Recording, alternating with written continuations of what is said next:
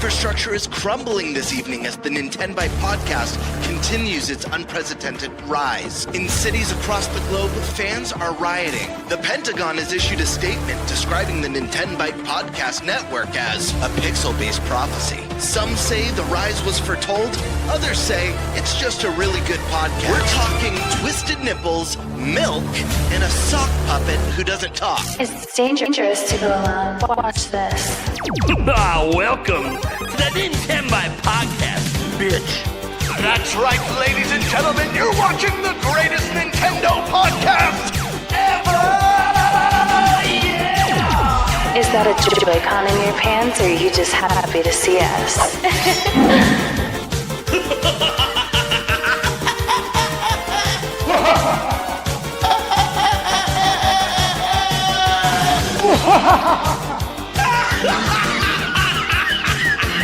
Shut up!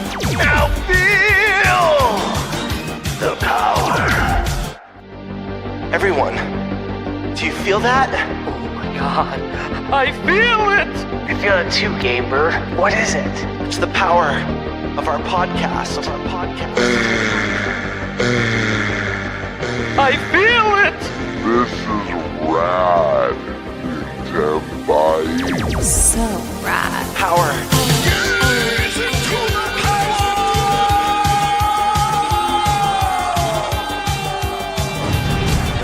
Now bask in their glory.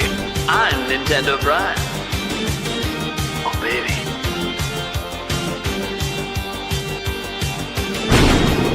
I'm ThunderStash.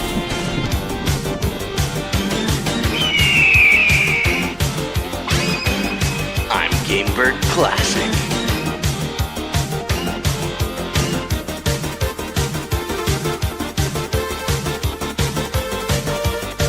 Nintenbyte rules. Let's rock. Everyone, welcome to the Nintenbyte Podcast, Season 3, Episode 22. I think I labeled it all correctly this time. Trying to pay attention. This is Eric. Hey, you know you said Season 2 last week. Season 2. Shut up! I don't always remember. All right, try my best over here. Anyways, we got a nice little panel here for you today. Unfortunately, no Birdman. He had to go take flight to some other activities. Hope you're having fun, Birdman. Actually, I know you're having fun. I know what you're doing. It's real fun, let me tell you. That's all right. We have a stand-in. The stand-in, I've seen him change his background now like 5 times.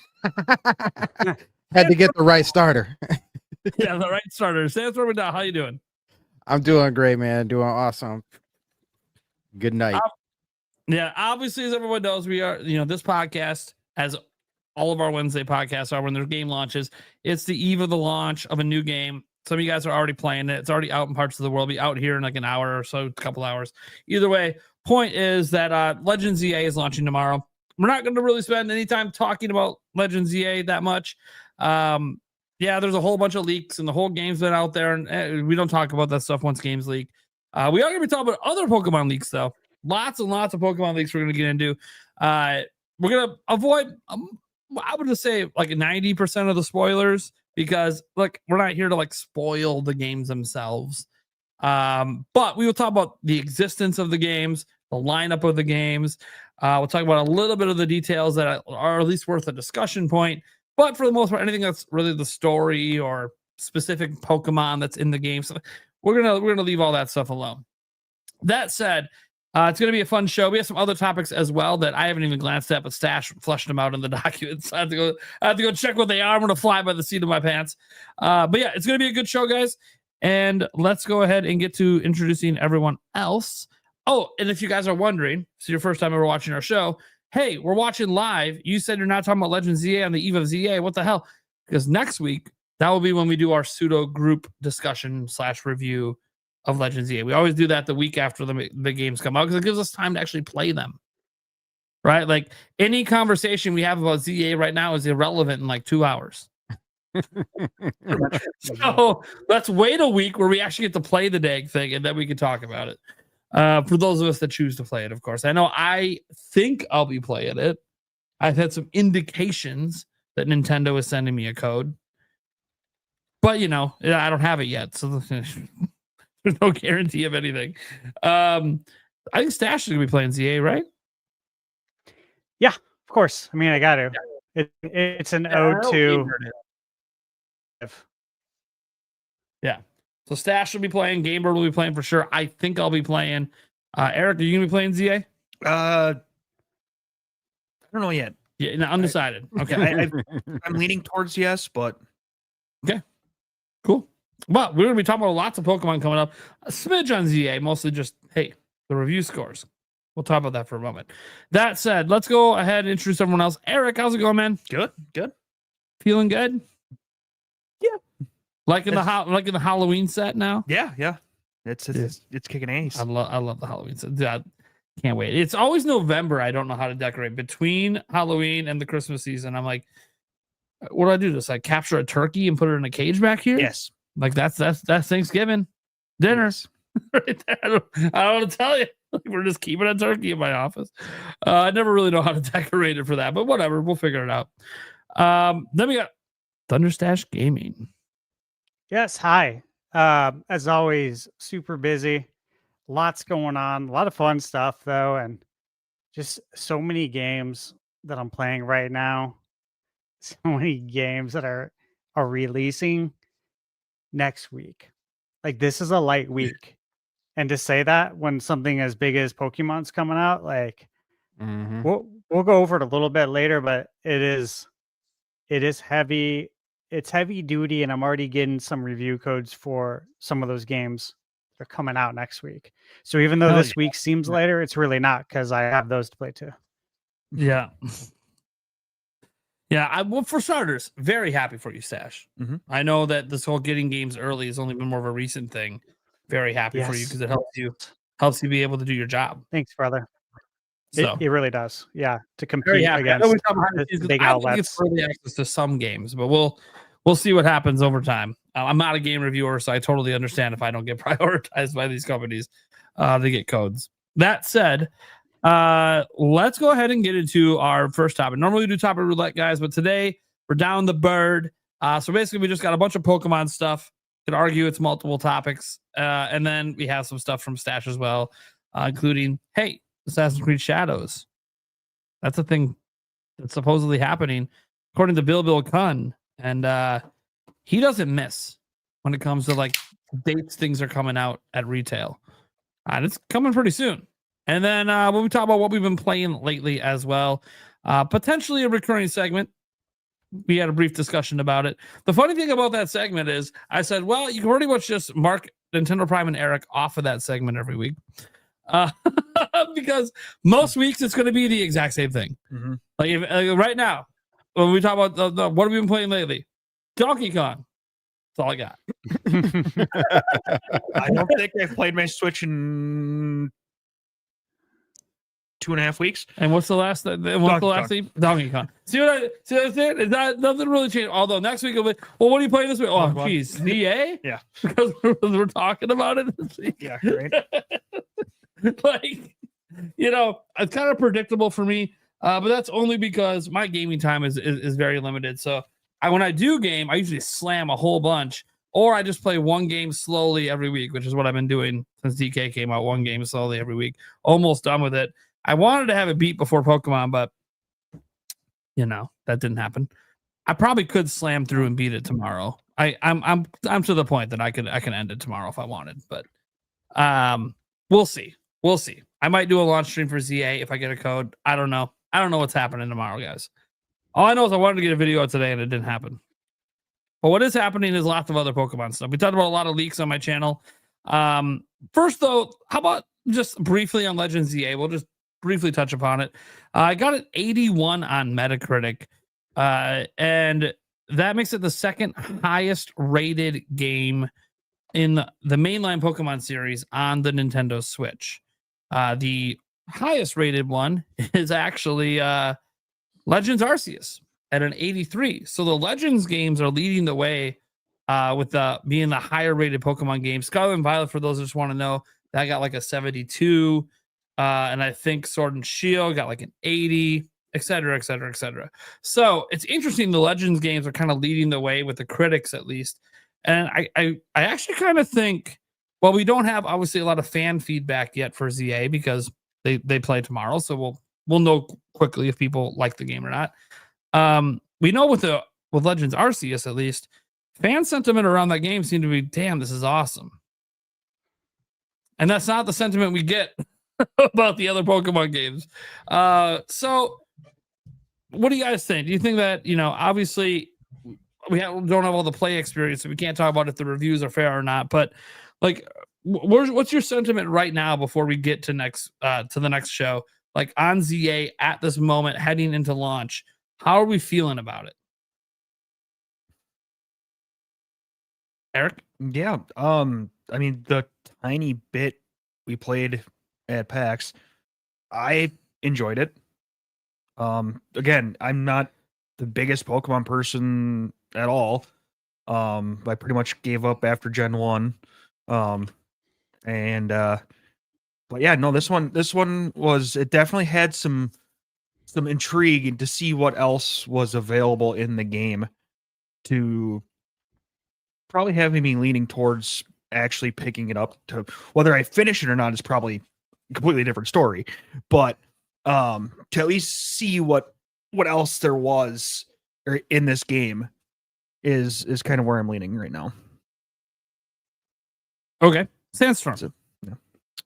So I am excited for this game. What's funny is, man, so I don't know if I've turned this into like a habitual thing, or if I'm just like one of the smoothest people I know.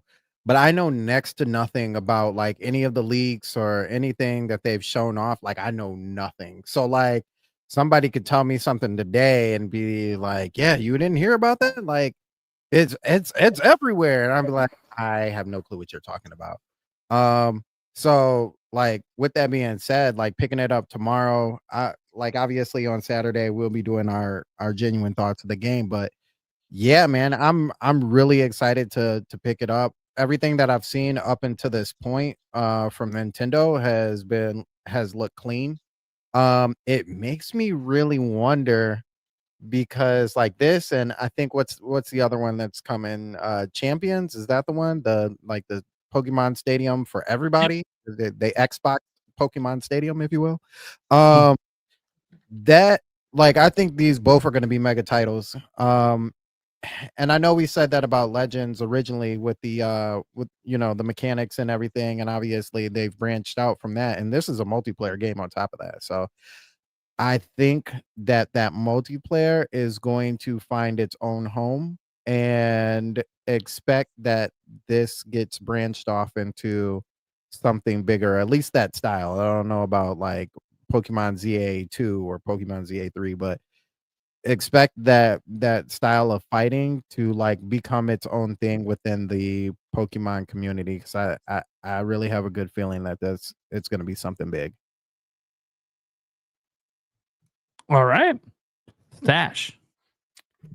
Yeah, so saw some of the review scores, didn't read any of the reviews. I don't read any reviews before I play a game. Well, and Obviously. you're a game reviewer as well. You don't want the review to sway you. Yeah, exactly. So like, yeah, I see some Twitter posts, obviously with review scores, Metacritic. I see that stuff, but I don't click or read anything. However, yes, I am aware that as far as historical review scores, it's higher than the other Pokemon games, which, that's great. But look, I played the game. You guys played the game. I played it a few times. I loved it. You know what I mean? Like, ever since I played it, I've been looking forward to picking it up and really spending some quality time with it. So that's kind of where I'm at. Like, yeah, I'm happy that the review scores are pretty good. Really good in the sense of the Pokemon historicals. But again, I don't put a ton of stock into some of this stuff either. There's certain review outlets that I can expect kind of like a stupid score from, like something to make themselves stand out, right? So we talk that about be? them, Who could right? that Yeah, be? Basically they just work the algorithm in a pretty I know slimy not what way. you think. Yeah, and so they'll like purposely give good games lower scores and they'll give controversial games like higher scores so they stick Mm. out in the algorithm. They're very good at doing that. I will give them that. So when I see stuff like that happen, and when I see some of like their sister sites that they also own doing the same shit but with a different game, because like they all kind of take turns being like the controversial reviewer, it's like I see what you guys are doing. So it's hard for me to just put a lot of stock in that Metacritic number, which is why I don't give review scores on my channel. Because honestly, I think a number devalues a game. And I Mhm. think a lot of people will, search for what games they're going to play and they'll just look for the 9s and 10s. Everything else is filtered out. And I don't think that's fair. So that's how I look at all of this. This is Do you know where I why people do stand. that? Time. Yep. Yeah, people Yeah. don't have a lot of time. So they're just looking Yeah. for something they know that they'll probably like because Mhm. we find I that know. amount of time. People don't want to waste their time. So like the thing is the scores are always going to exist. It's always going to be a thing. Obviously it being an 81, like I think any game that scores in the 80s, just from my experience, tends to be pretty good. Mm-hmm. Yeah. It is what it is. Yeah, there's obviously you rank anything you want from the 80s all the way up to the high 90s, but I mean, look, anything in the 80s, I mean, you got to think about it like a grade scale. It's a B average.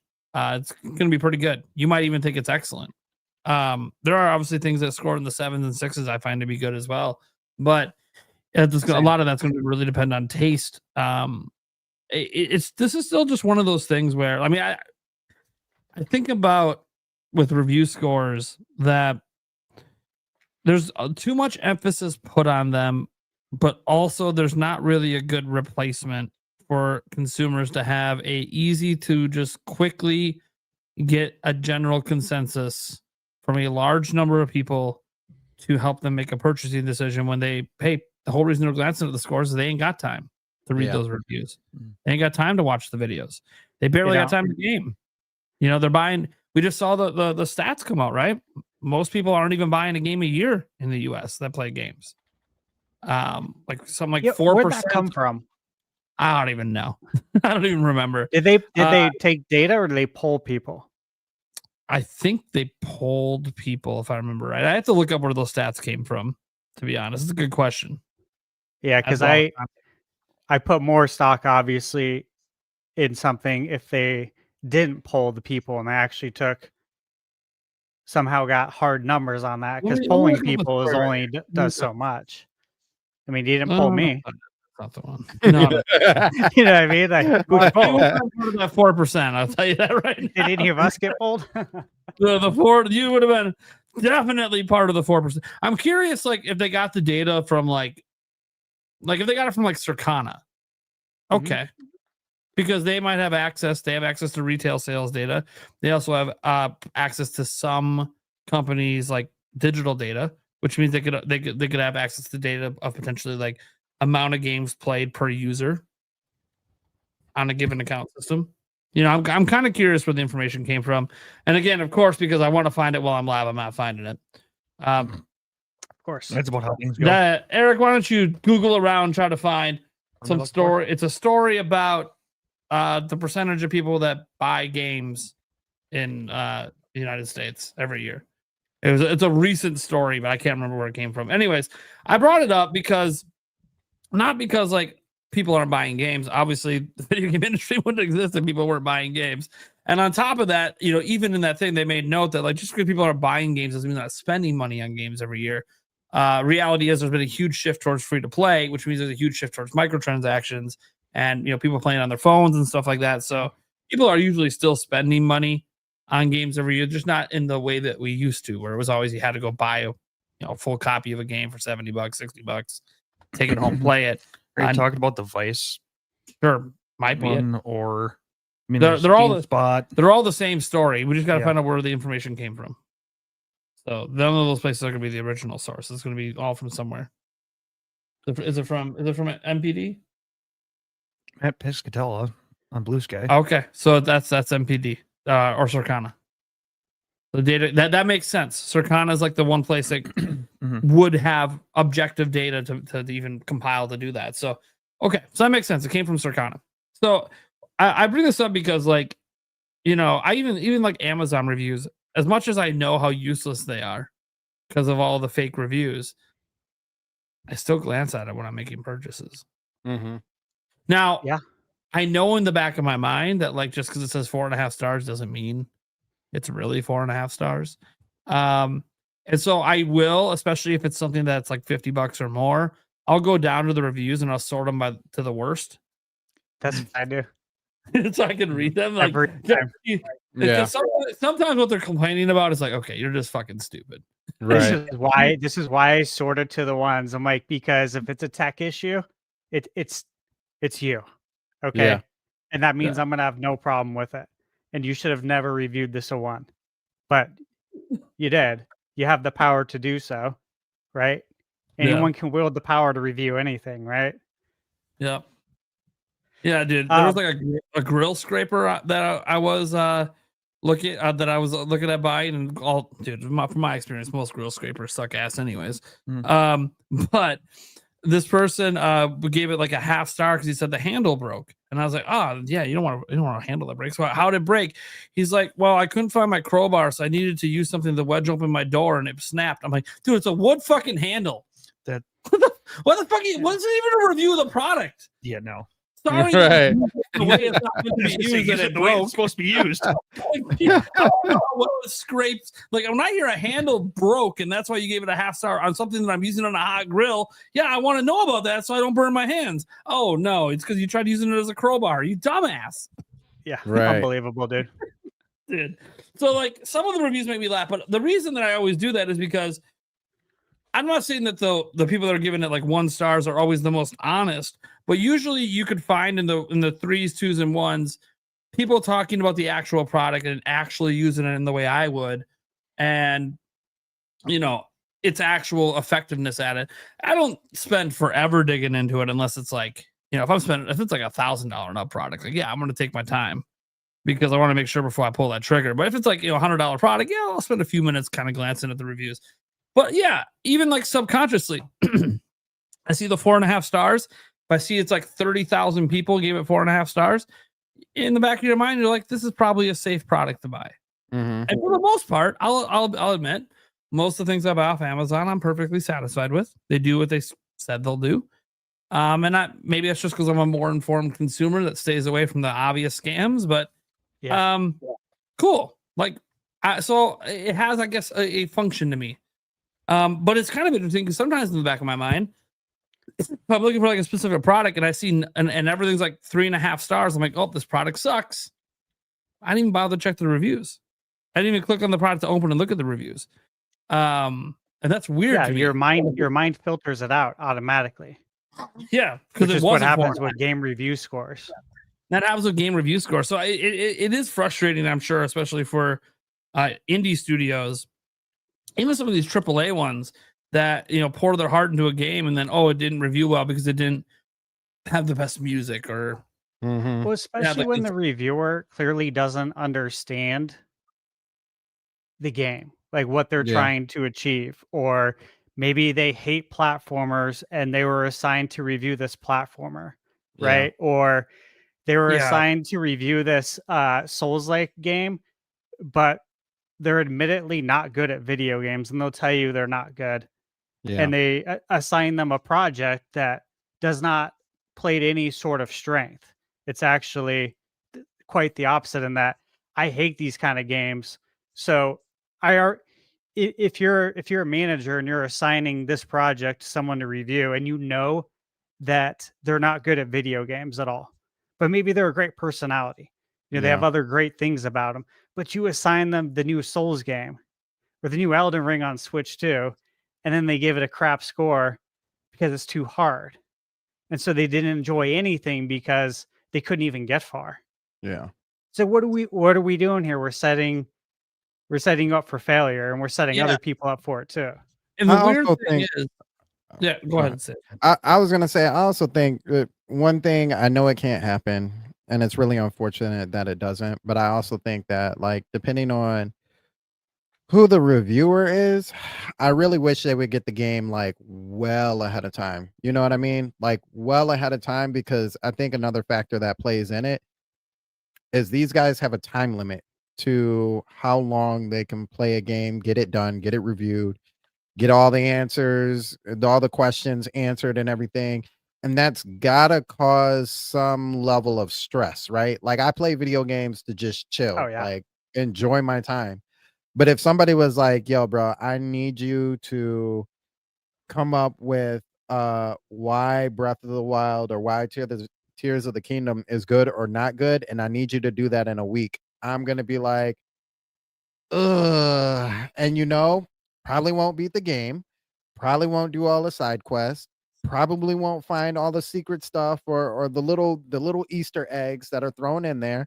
And I'm gonna be Mhm. like, this game could have been so much better if it had this, this, and this. And then later, when other people play it, they're like, Yeah. "Did you even play the game?" So it's I like, see that all the time, man. And it's frustrating yeah, because it's like, you lose credibility immediately with me if I beat the game. It's like, whoa, we didn't play the same game, did we? right, You know, like that's kind of important. It's like doing a report on a book, and you can tell that you didn't read the book. Okay, you got cliff notes somewhere, and so this Yeah. sucks. Like, Yeah. So I get why consumers put a lot of faith in numbers, and for the most part, obviously, if it serves them, right? If you only play games that are rated 9 and above, and you've been extremely happy with all the games you played that you bought at that point, you don't really have a reason to change. Just like if you only buy 4.5-star rated products on Amazon, you've always been happy with it. Why would you change how you look at things? So it is interesting because it obviously creates a market that's hard, especially for games that don't have a marketing budget. Like Pokemon, you guys can obviously tell it doesn't really matter where it gets rated. Pokemon sells, right? Like this could have been rated a 72, like Scarlet and Violet. How many copies Scarlet and Violet sell? Like 25 million? yep. yeah, So like some things are just irrelevant to reviews. And Pokemon's one of it, where the reviews probably don't matter as much for the game's success as it would for, let's say Silk Song. Even though that was going to sell a lot of copies, what if it was a 70 and not in the 90s? That actually could have legitimately stopped people from buying it. Oh, Wait, yeah. something must be massively wrong with this game. oh yeah, They're rated so much lower than the prior one. That doesn't even make sense. So yeah, usually at that point you just look for reviews for red flags. Like if a Pokemon game's rated in the 60s, maybe it makes you go pause and go, wait a second, why? What's Mhm, wrong with this one? mhm. I expect 70s, 60. What happened? So yeah, look, review scores are what they are. People are always going to value them to a point. And I always tell people, like, my advice, like with reviews, is find a reviewer who's, when you read or watch the reviews, that their taste in games and the way they play them kind of matches yours. That gives you a much better vibe than like even, let me just go look at what Metacritic said. I'm like, yeah, but all these people might not even like the same games Yeah. you do or play the same things you do. This is the best advice you can give anyone. Like, this is quite literally why I actually review games, is because I believe in exactly what you just said. Find somebody that you can trust and that your tastes line up with them, and that any game they've recommended and you've played has turned out to be great. That's all you can ask for, right? Yeah. And as soon as they start recommending games that suck, then that's when you have to reevaluate things. Like, oh, maybe I need to look elsewhere. Maybe I Yeah. need to get some second opinions now. Yeah.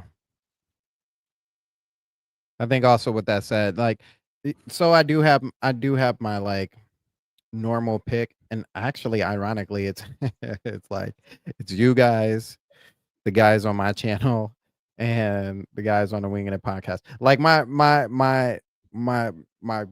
box of who I trust with certain things, I think has like really gotten smaller over the years. Not necessarily because I don't like the people reviewing them. They always seem to, and anybody's entitled to, like, obviously review a game bad if they really honestly don't like it. But you start to see a trend in them. You know what I mean? Like, okay, Yes. this is what's really getting me numbers. This is what's really kind of shaking up my channel and everything. Is getting people talking. And it's just like, Well, it's like the yeah, Nintendo negativity, right? yeah, Like yeah. that's what the algorithm is, right? And like I've talked to you guys about it. I don't care. If I cared about the algorithm, I wouldn't review indie games. I wouldn't Hmm. review these games that nobody knows about, right? Because I would have to probably be a significantly bigger channel to really make a difference for Yeah. that indie title and for people to go out and watch the game. I mean, obviously, I had one do really well, Nate. The Well, tiny then, the I mean, tiny Thor review. and you're kind of growing kind of quick. So I'm just saying you might actually get there one day. Yeah, You I know? might, but I've been doing it since the beginning, right? Yeah, yeah. When It's not in addition to. It's like, no, I've always been this way. yeah, I've always reviewed indie games and try to put a spotlight on games that I know people are not going to play because the big outlets won't talk about these games. Hmm. They'll never even hit their doorstep, and these reviewers are so busy. Maybe, or maybe they're not efficient with their time. I don't know what it is. I'm not They're inside. I'm they're not also not inside those probably. walls. Yeah, they're probably just not reviewing games too. They have another whole nother job they're doing on top. Yeah, I'm not inside the walls of IGN. I don't. I'm not going to pretend to know how it works in that sense. But they're not out there probably doing their research based on the things that I've heard on podcasts when they're Hmm.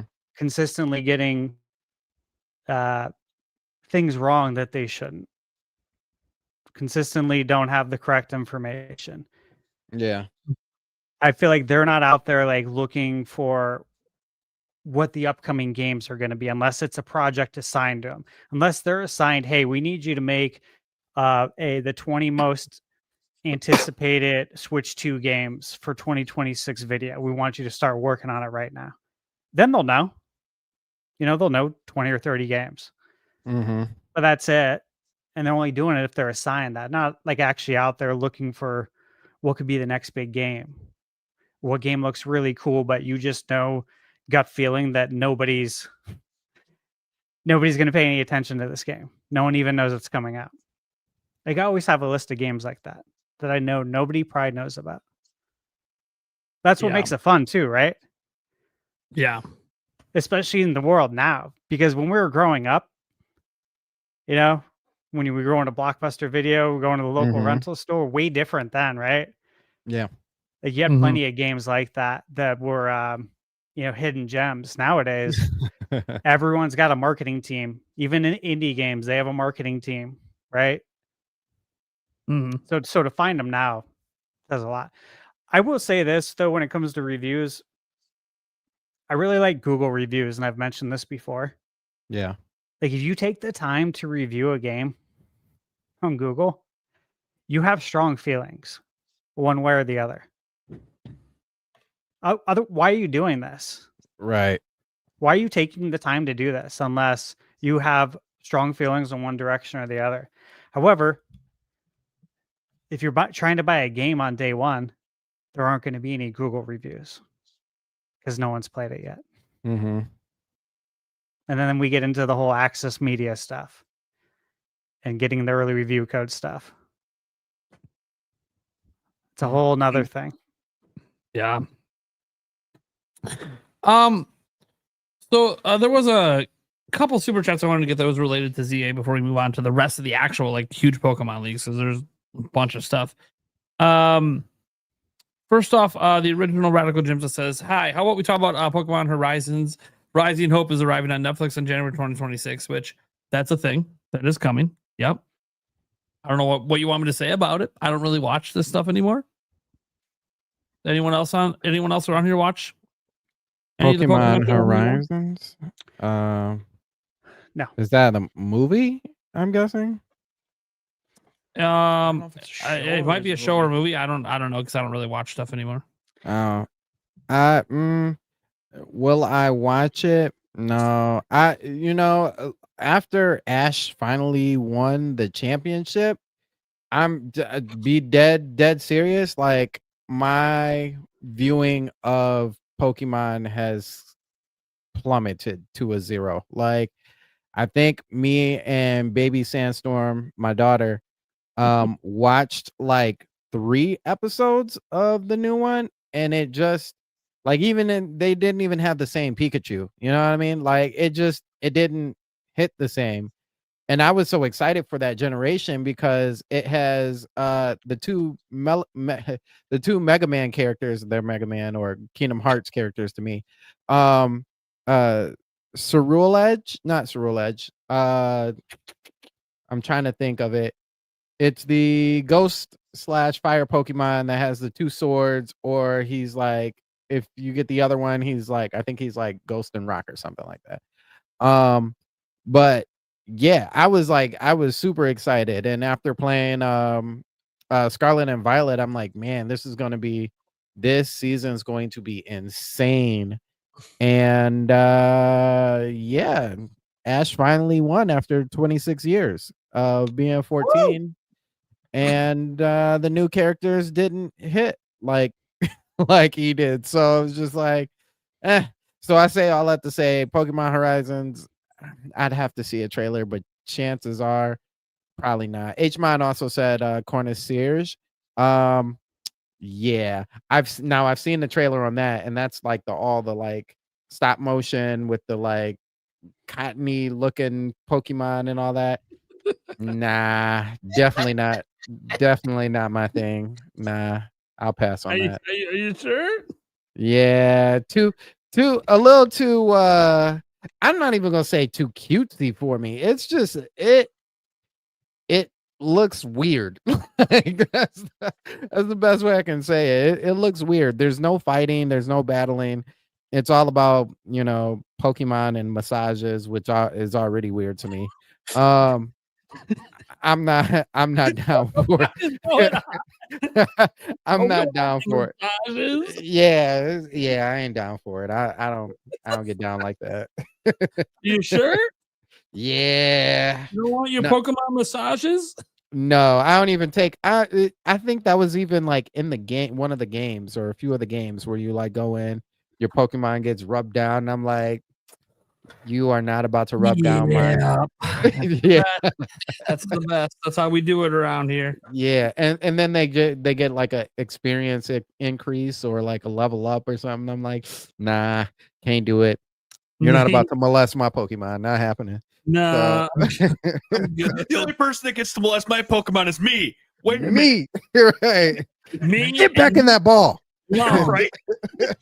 I haven't caught any Pokemon cartoon since the days of Ash and Team Rocket. Literally, I probably haven't seen one since, I don't know, maybe 2000, That's a long time. 99. I'm not even gonna hold you up. There are some fire battles. Like even after that, there are some fire battles, and it to a point. I think it may have been X and Y. To me, that was like the pinnacle for the time. Because Sun and Moon, it looked ugly. I think it looked really ugly. Damn. But X and Y though, with the mega evolutions included. Well, I played the games.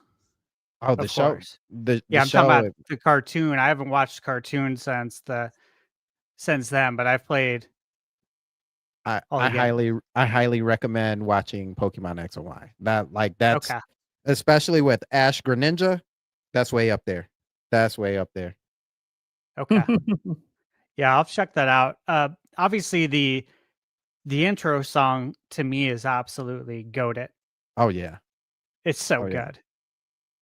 It's so good. Like I won't go into detail, but the song was getting shared around the internet, the social media circles Mm. a couple weeks ago. government posted something, using the song. Right. We're aware of that. Yeah. Okay. So point Yeah. is, the song's been stuck in my head ever since. I was like, God, this song's so good though. Like it's still so good.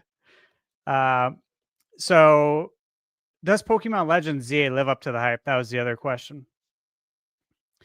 It's tough to say. I think it will for me, but at the same time, I think people are already hung up on the fact that it's a city. Like so many people have tempered their excitement because they want to go out of the city, Mhm. yet they haven't spent any time in the city because they haven't even played the game. Right. You know what I'm saying? Yeah. And so it's like, what picture has been painted here Yeah. from the people who've played the game and have given impressions, right? What Mhm. kind of picture was painted? Because whatever picture it is, now people are pretty divided on the fact that you're in a city and you're not going outside of the city. You know what's so interesting about that? And this is actually I'm not going to get too far off base with the topic in itself. But I think that so for me personally, right? I haven't played the game, but I know the city is like this, obviously it has much more detail than the original X and Y on how big the city is, right? And I've always looked at most games, including especially Pokemon games, when you go into these cities, a lot of the cities are really, really small. Like you walk in, you walk out, 5 seconds. Little sillies. But I always think of them in like a geographical kind of state. Like they only show you like important or like key marked locations within a city, but you have to imagine that the city is much bigger than what it is. Especially when you watch even the original Pokemon, right? Like Pewter City is way bigger than what they showed off in the Game Boy Yeah. because they can't fit everything into that game, right? And that's how I think of ZA is like the original X and Y's city is as big as what ZA or maybe a tad bit smaller, let's say, because they've done some renovations, all this other stuff. That's how I think of it. And in that same point, like I said, not going too far off, that's how I think of Grand Theft Auto, right? Like Grand Theft Auto 5 is literally San Andreas, but all they did was squeeze all of the other islands together to make just one big island. But it's not like the world is any actually bigger, though they tell you it is. It's not really. It's Yeah. just more detailed at that point, right? So when you think of it in that way, when you're talking about ZA and you're like, oh, I want to go outside because there's got to be so much more to do. And they're like, well, wait a minute. Like, we're actually giving you the detailed version of this world. We're actually showing you what really goes on to this world. It's like, take your time, sit back, just actually like enjoy it for what it is. Do you always need to go to a different place and go to a different location in Pokemon? No, like all this can be done obviously in this big old city. And I'm still feeling like there's that one more thing. So, just No, I wait. agree with you. It's like these expectations, I think that people have, and earlier today I was replying to comments on my Mario Galaxy review. Okay, and someone had mentioned that I don't play games with motion controls. He said, "Can you play without using motion controls?" And that's the reason why Mario Odyssey will always be better. That was their comment.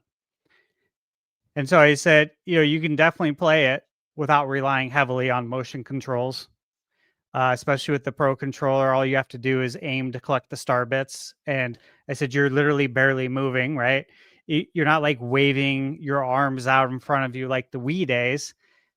And I said, look, I've always loved both games. And even though I was personally never a huge fan of motion controls, I trust a Nintendo to make it fun. And they did.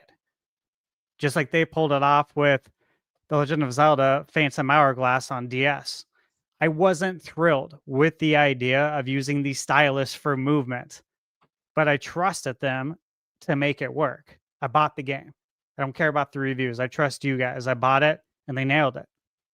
But you know what I'm saying? Like, that's what it all comes down to, like expectations. And if you actually like have some faith in the company and trust. Like I look at all the games I bought over the years from certain companies, and there are companies out there that have like legit, I would have to think very long and hard on if they ever let me down with any of the games I bought. But you go into it thinking like, oh, I'm not going to like this because I'm controlling Link with a touchpad and a stylus. We've never done that before. Right. Why are we doing this now? Why can't you do this with another game or with a different Nintendo IP? Why does it have to be Zelda? You know, and why do we have to have motion controls in Mario Galaxy? It's like, you know what? Maybe just trust them. Give it a chance and you'll see that it works, okay? But again, this falls into that category. There's a lot of stuff that does. Cool. As for living up to the hype, sure. I don't know. If you think it's going to be good, probably going to be good. If you think it's going to suck, probably going to suck. So whatever your hype level is, I think it'll match. A couple of ZA ones we had here, just to kind of get through these. Shiny Metroid Trainer said, I'm out eating at a restaurant next to my GameStop, waiting until 11 p.m. to pick up Legend ZA. Very nice. Hell yeah. Lucky. Yeah, shout out to GameStop. When I saw they were doing a midnight launch, I was like, Yeah. I like that you're still like, I like that you're bringing this back. This is really cool. I appreciate it. Yep. Demonic Brawler then said, I think Pokemon Legends ZA online multiplayer battling mode will be the best feature this game is bringing to the table. I can see players spending hundreds of hours without even realizing it. Sure. Especially because they have like a 4-player aspect that they've never really had before. I think that's really cool. And look, just from what we experienced at PAX West playing ZA, the battle and stuff is really good. Makes a lot of sense.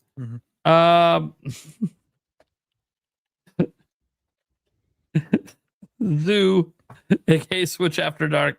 I just hope they remember to give buildings interiors this time. Strange thing to forget about, I tell you.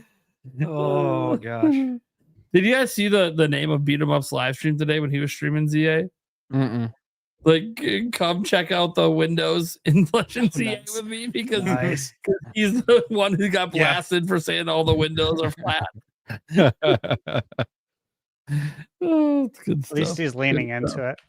Oh yeah. Yeah, you got you got have a personality with that. Yeah. Yeah, I'm only going to show this $20 one now because I did tell my chat that I would do shots for anything that's $20 and up. So I just want to show this one quick from Zoo. It's not really ZA related, but so battery lasts 2 hours and 34 minutes. It's $1,000, reasonably priced, not as beautiful as Lenovo Legion Go 2 screen, no exclusive games, best hybrid on the market right now. 9 out of 10. Okay, IGN. Guess this goes to the review point we were talking about, but yeah, they're talking about the ROG Ally X Xbox thing. $1,000. I got a 9 out of 10. Switch to was 7 out of 10. Yeah. Yeah, and they gave Switch 2 a 7 out of 10, and the reason they got a 7 was the price. It cost too much. Yet we're gonna give the Xbox a 9 out of 10, and it's double the price. Doesn't come with a game. Make it make sense, bro. Just like Switch 2. See, for 500, you get a game packed in. Right. It's just and an exclusive game at that. It was just like last week. Yuko Replay. The ukulele got a 7 out of 10. They reviewed the ukulele, said it's better than the original game, and gave it a 5 out of 10. Wow. Make it make sense. Yeah. Like that's stupidity at its finest. Very, very dumb. I'll get that shot board for Zoo here in a moment. Let's kind of move forward now beyond ZA. Because we actually have had a bunch of actual like leaks going on. All this stuff comes from the Terra leaks. For those who don't know what that is, it is something that happened last year. It's been confirmed by Pokemon Company, Nintendo. a huge hack. A whole bunch of information got out, including personal information, which is not part of these leaks right now, but were leaked last year. That said, we now have a roadmap for everything planned for mainline Pokemon stuff all the way through 2030. Nice. And like one of the things that we'll touch upon, and we'll probably spend a little bit of time talking about is Generation 10. That's supposedly the game's coming next year. It's notable that any information that's leaked out there for Gen 10, this stuff is like years old information. So we can't be sure that any of this is even accurate to what the game's going to be. So just keep this in mind when we talk about the stuff that has leaked out there, because again, none of this might actually be in the final game. As an example, it being called Wind and Waves. Okay. Cool. Like sounds like something Pokemon would do, right? So like cool. I actually kind of like the name. And those might not even be the names, right? Like those might not even be the names. And we're not going to get into specifics on the Pokemon or the island stuff and all that. We'll leave that to be. If you guys want to dig deeper into stuff, Central Leaks over on X has like all the information. But it says, there's other stuff going on as well. So they knew obviously about Gen 10. We've known for a while because of the Terra leak, because again, this happened last year. Gen 10's coming in 2026. But we now know it's going to have DLC in 2027, which I don't think we were surprised about. That also tells me that they're planning for it to be a late 2026 release. So probably the same timing as like this one, October, November next year. There's also a new Pokemon Legends game in the work called Galar. So nice to know they're planning more Pokemon Legends, basically. You don't know anything else about it. Supposedly in 2027 or beyond. There is a multi-region remake.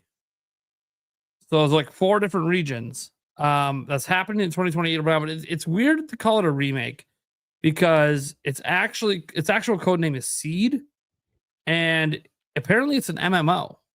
So that's not a remake because we've never had a Pokemon MMO before. Right. But I guess it's a remake in the sense that it's bringing 4 different eras of Pokemon together. I don't know, but that's pretty wild. Like if that's a real thing, and that's still. And by the way, according to Necro Felipe Lima, who reached out to his sources, that game is still in development, so it's not a canceled project. So that's really crazy. And then Generation 11 feels weird talking about that before we even get Gen 10 revealed. Right. That's the one supposedly planned for 2030. We also learned things like Legends EA was supposed to come out last year, not this year. Blah blah blah blah blah. And Gen 10 was supposed to be this year, but things got all pushed back for various reasons. So what do you guys think about that roadmap? Because I'll just throw this out here very quickly on my end. I actually love roadmap. Like when Marvel does it for all the upcoming movies and shows, now that we have it for this, although this roadmap was supposed to be internal and never be public, it's public now. I like roadmaps because it sets expectations. Like when people talk about, we get overhyped for this, or you don't have to get overhyped. We know generally now when the next big Pokemon games are all coming. So we know what to expect, at least for when we should expect things to be announced and shown off and released. But we don't know all the specific details, which is really good that we don't. But I like roadmaps. Like if they told me what the roadmap plan for Zelda was for the next 5 years, they're like, hey, we're going to do like a remaster this year, a remake this year. They don't tell us what it is. Just a remaster this year, a remake this year, a new Warriors game this year. This is when the big 3D ones. This is when we're planning to do a top down. But they don't really give us real info. It's just a roadmap of what to expect. I would fucking love that. So that's basically what we got here from Pokemon with this leak, is a huge roadmap for what's happening over the next 5 years, 6 years. So what do you guys think? Let's sort the stash right away. What are you thinking, bud?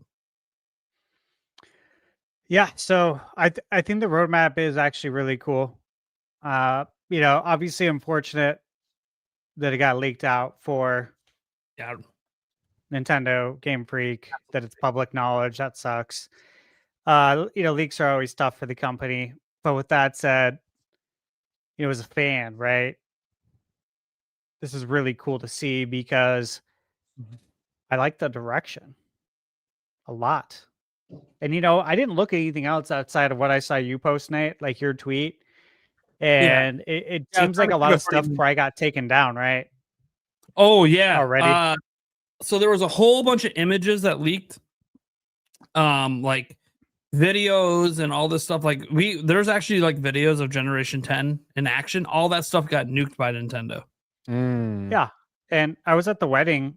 Not all of it. Sorry. All one weekend. Image, one image I'm going to show later is not nuked by Nintendo. And I think I know why. But yeah, Yeah, Nintendo so I missed and the everything. company. I'm Yeah. glad I did because I don't like Mhm. spoilers. However, based on the limited information that I know, I haven't seeked any additional information you no. post and what's obviously in our notes. Yeah. But from what I've seen, this looks really cool. I like the direction. Obviously, with Gen 10, next year is the 30th, so we were expecting. Next year is a significant anniversary for Pokemon, for Zelda, Metroid, like Metroid, yeah. several IPs. Metroid always gets forgotten, sadly. I know. I get know, it. but- Zelda's the bigger anniversary and it's the same company. Yeah, there's A tweet would be several. nice. A tweet. Yeah, Maybe a not Lego just with Nintendo. A lot of big name games are having like their 40th anniversary next year. So Yeah. a lot. 86 was a big one. 87 is going to be a big one too. Mhm. But yeah, so it should be fun to see like what's on the horizon, right? Because again, I think there's a lot of IP that people aren't even thinking about. But to stay on topic, I'm really excited for all of this. I really am. Dude, And again, I like Castlevania's 40th roadmaps, next year? bro. Yeah, that's actually one I was referring to. Damn. And I've been talking about that. It's Kid Icarus too. I know, dude. I have a Mm. list. Yeah, I got they have a list for it right on Wikipedia. So like the Dragon Ball games hitting the 40th, Dragon Quest, Mm-hmm. Bubble Bobble, Which, It's of course, the we're getting 40th. that in December. Might and Magic. Oh, I forgot about that series. It's 40 Double years. Dragon comes out in 8 days. Their Yeah. anniversary. Lots of anniversaries coming up. Yeah, lots, man. Lots of stuff I grew up Yeah. with. So this is exciting for me. Rampage. Love Rampage. All right.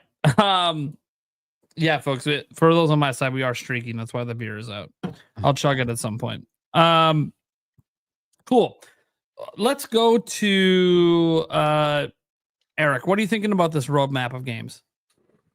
It's ambitious, and I hope they can put out good games with it, because we all know with Game Freak and the Pokemon Company, sometimes the polish isn't there.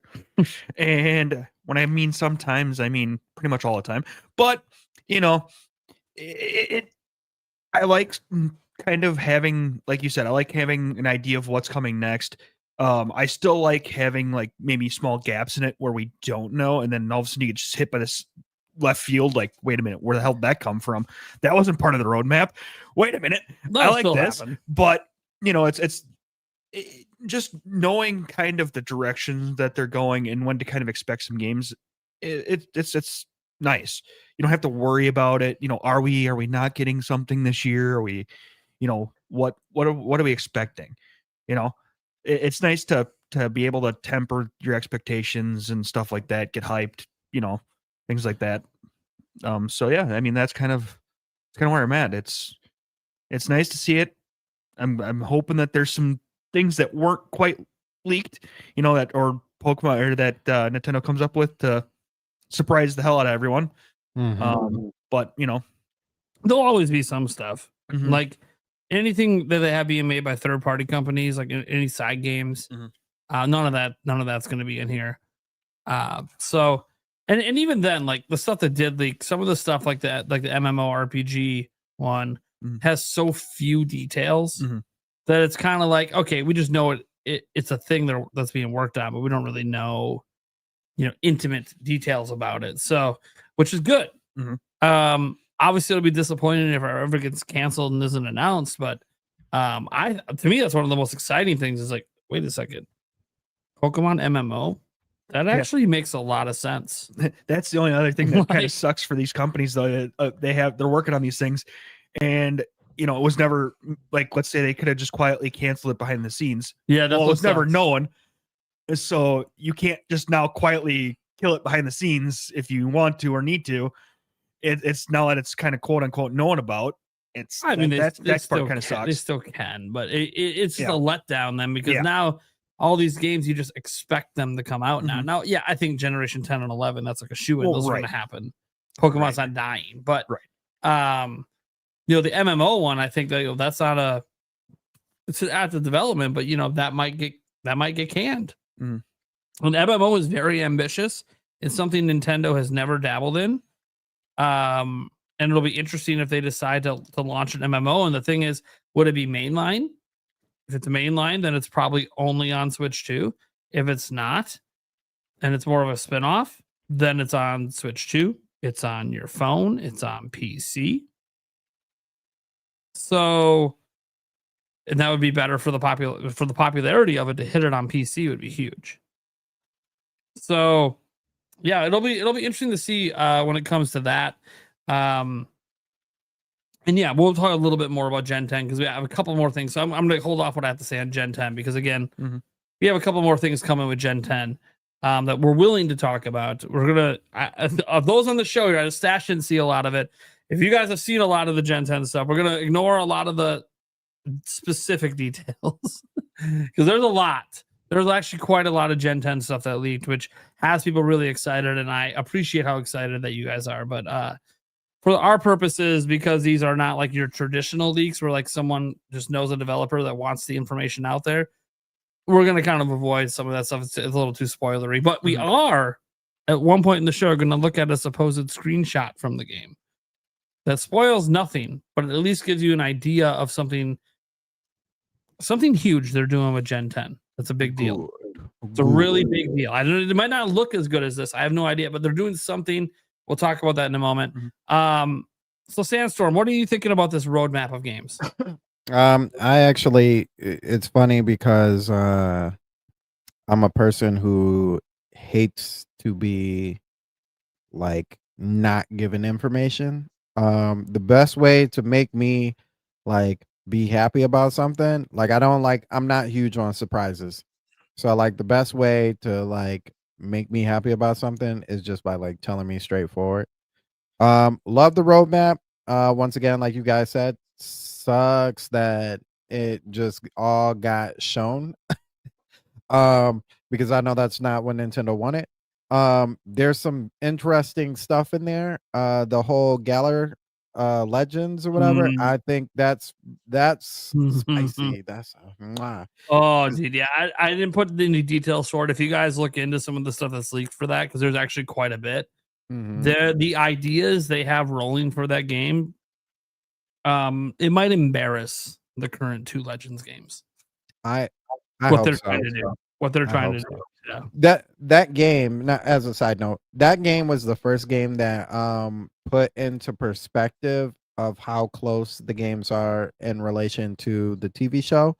In the sense that if you've ever played that game, you'll probably know this, but you start off and there's a whole bunch of people like with you, a whole bunch of trainers with you, young and old. And as you go to each gym, you see less and less people going to that gym. And you're like, oh, okay. So this is what happens in the real world. Like these people actually fall off. They don't make it through these gyms. And it's like they have to really live regular lives. You know what I mean? Like they're done. That was it for them. That's how far they gotten. So that was kind of like the first eye opening of like, yeah, you're not the only trainer out there who's actually training. Those people who are in the grass that you see just standing there, they're actually doing something. But to go back to the roadmap, yeah, I think it's really awesome that we finally kind of get to see it. That MML one, we have talked a whole lot on the channel, even way before, and I think even up until this leaks, but way before the leaks were even talked about. I think for Nintendo and more importantly for the Pokemon company, I think that is not gold. I think that is whatever is beyond platinum, vibranium, whatever you want to call it. That's the easiest seller for this franchise. So easy, because all you have to really say, and I know we're not going to go into too many details, but all you really have to say is, hey, you create a character. You remember all of those regions that you went through, 1 through 10. Pick your region.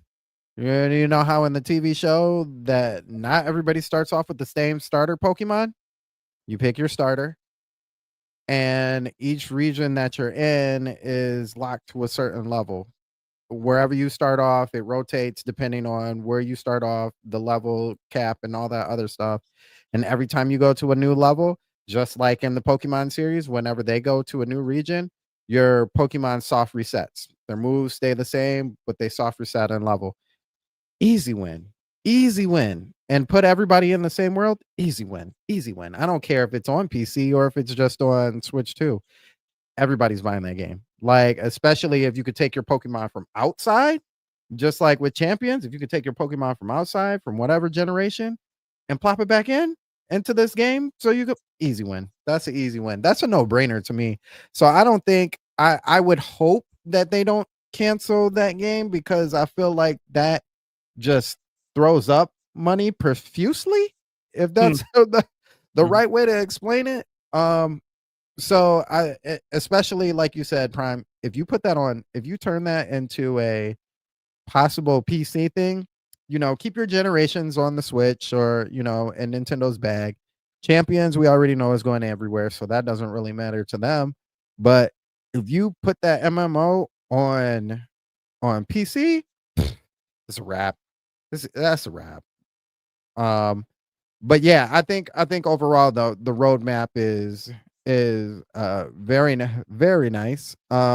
Like Eric said, it is a little ambitious because they're talking about generation 11 and 30 and 10 next year, which is 26. I guess that gives that 4 years, but you're also talking about other games in between. If Game Freak is moving like how they are with whatever game that they showed off that PlayStation fanboys were super hype over because they actually could make graphics, I'm a little more ambitious about seeing what they have, but are optimistic, I should say. But if it's more of the same, I don't know how long your Pokemon fans stay on that hill. I don't know, but yeah, I love the roadmap. I think that's great. I think it's awesome. I'm glad we get to see what's next for Pokemon, both mainline and the spinoffs. I hope there's a Pokken in there somewhere. Give me a Pokken too. Okay. Zoo over there brings up a point here. No concern over the pace of those releases because Game Freak seems ambitious. Mm-hmm. Yep. It also seems to fit the exact same cadence they usually do. So it's like, yeah, the MMO one's the one that's kind of scaring me, but then maybe they're working with another company on that. So that could be the caveat there where they actually have outside help. But we'll see on that one. And then we had one other thing related to this. It says from Hamstar, do you think Pocket Pair will try to implement these ideas into Pal World before Pokemon? Maybe. I mean, the only idea really, I mean, look, they obviously steal, there's a lot of information out there. They could steal some of the ideas if they wanted, but the only thing in there that I think they would be interested in is that possible MMO. Mm-hmm. But they might have already been thinking about that. It's kind of like how they announced like their version of farming simulator stuff right after Nintendo and Pokemon Company announced theirs. I don't think that they were stealing ideas from each other. Those games are actually very different in how they function and the inspiration, and like the cozy farming sim stuff has so many games to draw inspiration from. But it is kind of funny that they both announced a farming simulator style game roughly around the same time. Thought that was funny. It would be even more hilarious if Pocket Pair looks at, they're announcing the Pokemon MMO that year. We're announcing the Pal World MMO that year. Mm-hmm. The year before. The year before. Just because. I thought that would be funny. Okay, so that's it for that stuff. Now I want to jump a little bit into Gen 10. Again, I don't want to show too much. I have an image I'll show in a moment, but one big thing about Generation 10 is something that excites me maybe the most out of anything we've learned about Generation 10 is they are using a brand new engine they've never used before. It is in-house built. It is not like Unreal Engine. It's an in-house built engine. For those that don't know, all the Pokemon games, even Scarlet and Violet, which uses the SV engine, is just a modified version of their older engine. That's not what this is. This is a brand new engine built from the ground up. That's according to the leaked documents. So what's interesting about that is the game is only, after this Terra leak, we now know, because there was some debate over some of the scant detail, because Generation 10 leaked a little bit last year, but it was not much. Most of the leaks for Gen 10 were in this batch. It's never been in development for Switch 1. It's only ever been a Switch 2 game. I like that. So, brand new engine built from the ground up, only developing this for Switch 2, which suggests the engine itself was built for Switch 2. And then an image like this goes around. There's been multiple screenshots and a couple playable videos. A lot of the stuff's been taken down. The screenshots have been left up mostly because they're small and blurry and probably not indicative of what the game looks like today. Right? Like that's just reality. You know, things have changed. But look at this little image here. And yeah, again, I said it's blurry, so you're not going to see like the greatest look here. Yeah. But and again, the game probably doesn't look exactly like this. This could be concept art, whatever. Point is, this looks, if the game looks anything remotely close to this for Generation 10, that is such a gigantic leap forward in visuals for Pokemon. It's almost, I would almost say it's unbelievable if it wasn't for the fact we know about the other game they're making. Yeah. I'm gonna go out and say, now we talked about like before, like, oh, everything gets its Breath of the Wild moment on the Switch, you know. Pokemon got its Breath of the Wild moment with the, you know, Scarlet and Violet, but this looks like a real Breath of the Wild moment to me. It's For like Pokemon, yeah, dude, like they open up with a shot like this when they do a reveal trailer. I'm gonna be like, holy shit. yeah. No one thought Game Freak was going to do it. Everyone just called them lazy all the time. No one thought they'd do something like this. Yeah, it's, you know, it's not even it. The funny thing is like, yeah, the Pokemon are there, but I'm not even looking at the Pokemon. It's like, oh, look at all the trees. Do you see the trees in the background? It's kind of got a fog to it. It's like, okay, we're in a real forest, and this forest is actually dense. Like, does that mean we're gonna see Pokemon in their natural? In a natural movement style, or Weedle or whatever Pokemon gonna be like climbing down the trees type deal? Like that's like you said, like that's a blow my mind moment. It's like you finally showed them, you finally did it. You know, funny. I see this and I'm just like, oh, is that the new Zelda game? yeah, like who put those Pokemon there? Yeah. What's that character, the Eevee and the Snorlax doing there? Like that should have something else going on. This should be bokoblins running around. What is happening? But no, that was like my reaction when I saw this. I'm like, okay, yeah, it could just be a concept thing. But then we saw footage, we seen water and wind and a whole bunch of other stuff, which again, wind and wave, no surprise there. I just find it really interesting that this, look, I want to be very clear, guys. I don't actually think Generation 10 is going to look like this. Okay. Which is probably why Nintendo hasn't really gone after this particular image, because it's probably nothing like what the game actually looks like at the end. It's not going to look this like this. It's just, let's just think about how long they take to develop games. Let's remember how big the team is. It's not going to look like this. But if they can make it look anywhere close to resembling this, Mm-hmm. Like even half as good as this would be a massive leap over Scarlet and Violet. Like it would feel like you're playing something modern that we thought we should get on Switch 1 and we didn't. Yeah. And it being developed only for Switch 2. My only concern, of course, is, okay, how's it perform? Because like even that new graphically intensive game that Game Freak's making, that everyone's like, oh, look, see, they can make games like that. I'm like, yeah, it's running at 12 FPS at times. That they debuted this with the best looking footage they could, and even in that footage, it ran at 12 FPS. Yeah. We got to be like realistic here. My number one thing is, and ZA is about to spoil me, I want 60 FPS in all future Pokemon games over any graphics. Maybe I'm crazy for saying that, but playing ZA at 60 FPS at PAX West, I never want to go back. Never want to go back to 30 or less than 30, sub 30 like Scarlet and Violet. I never want to do it. So that's why I'm like, I hope it doesn't look this good, because there's no way it looks this good in this 60 FPS. There's no way.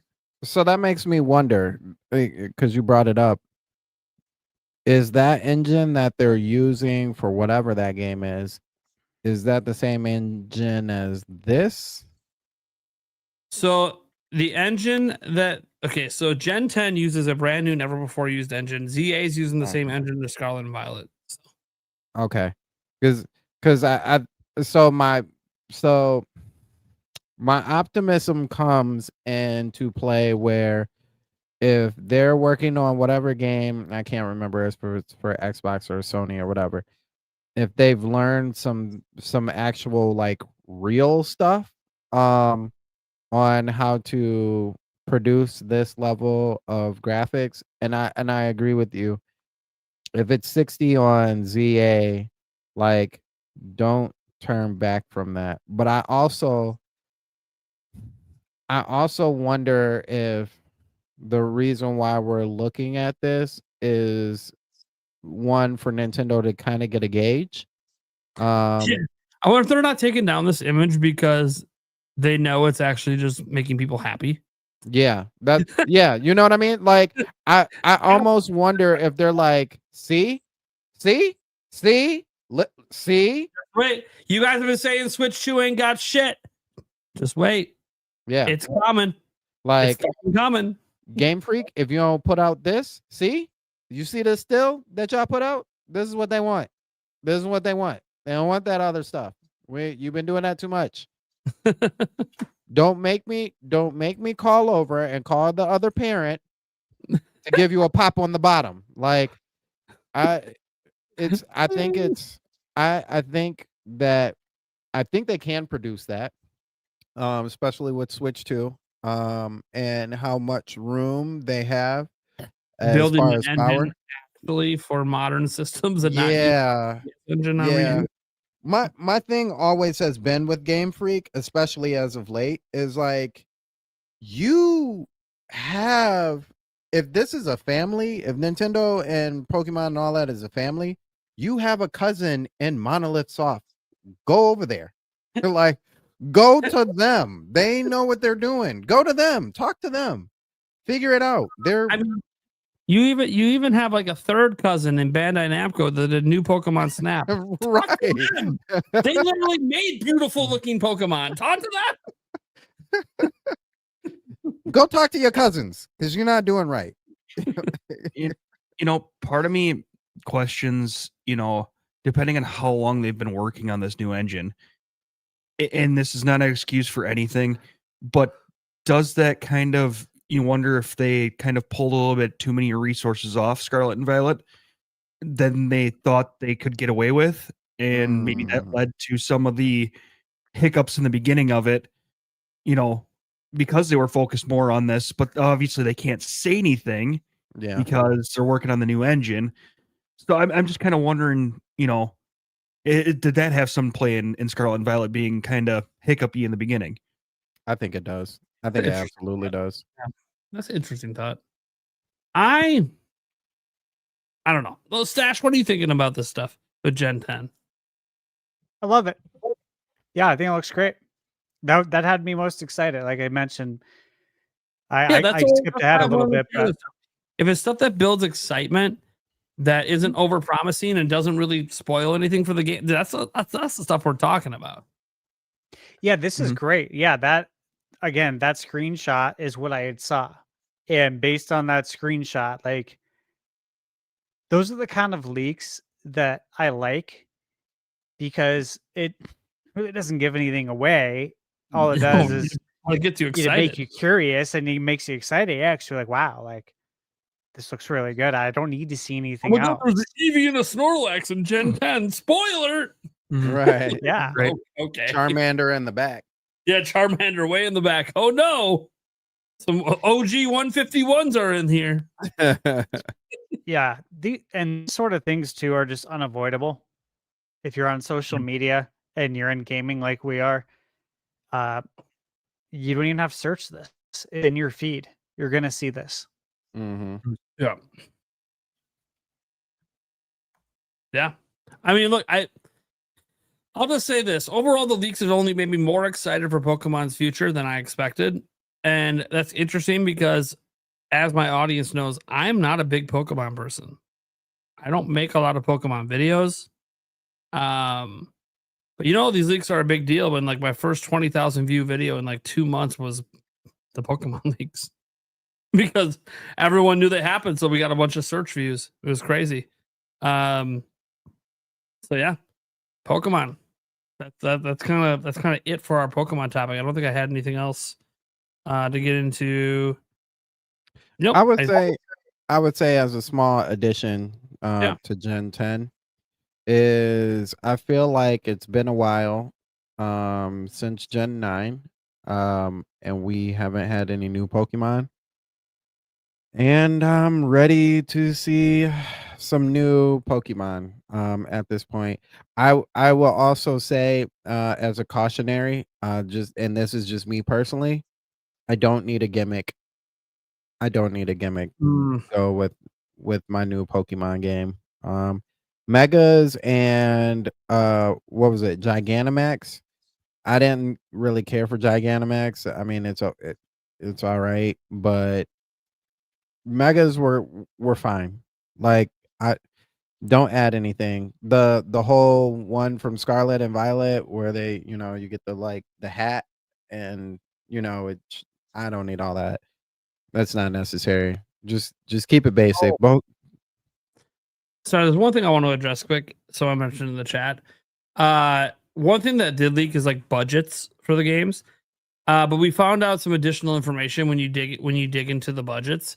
So it turns out that like when people talk about like, oh, Legends EA was 13 million and 20 million for Gen 10, those budgets are only research and development and initial prototype budgets. That's not the full game development budget.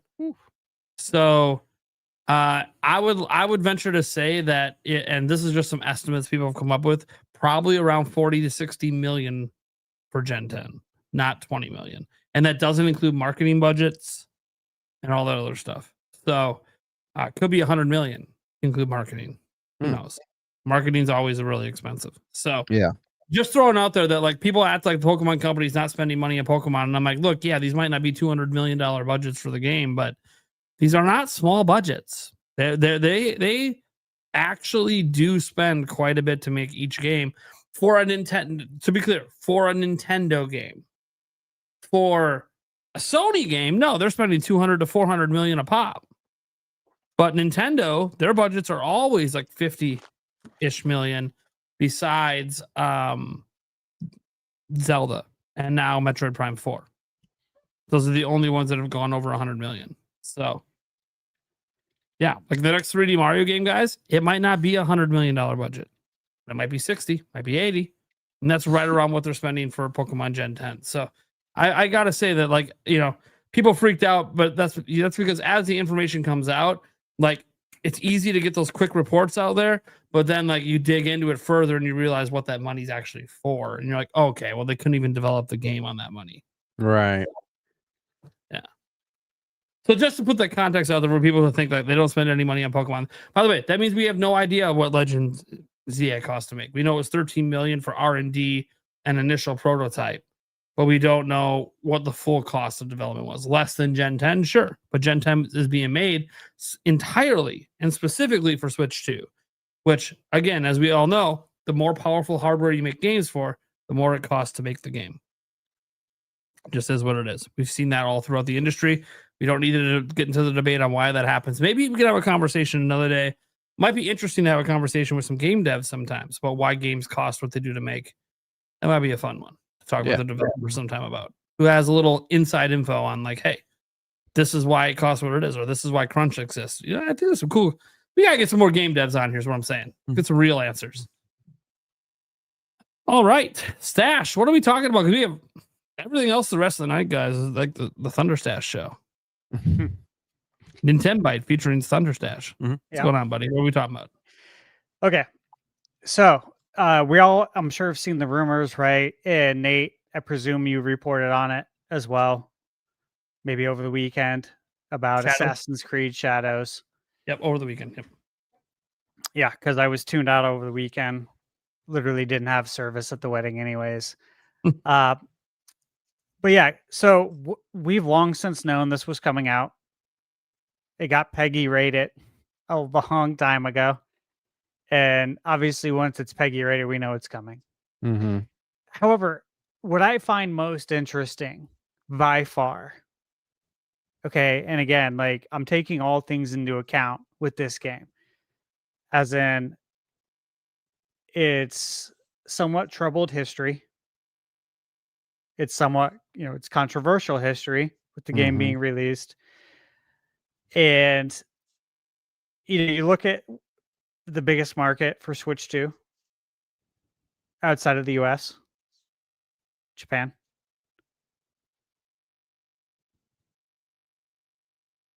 Which market did affect the most?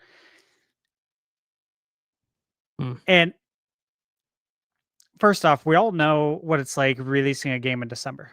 Okay. However, this year is different. This is a launch year. Okay.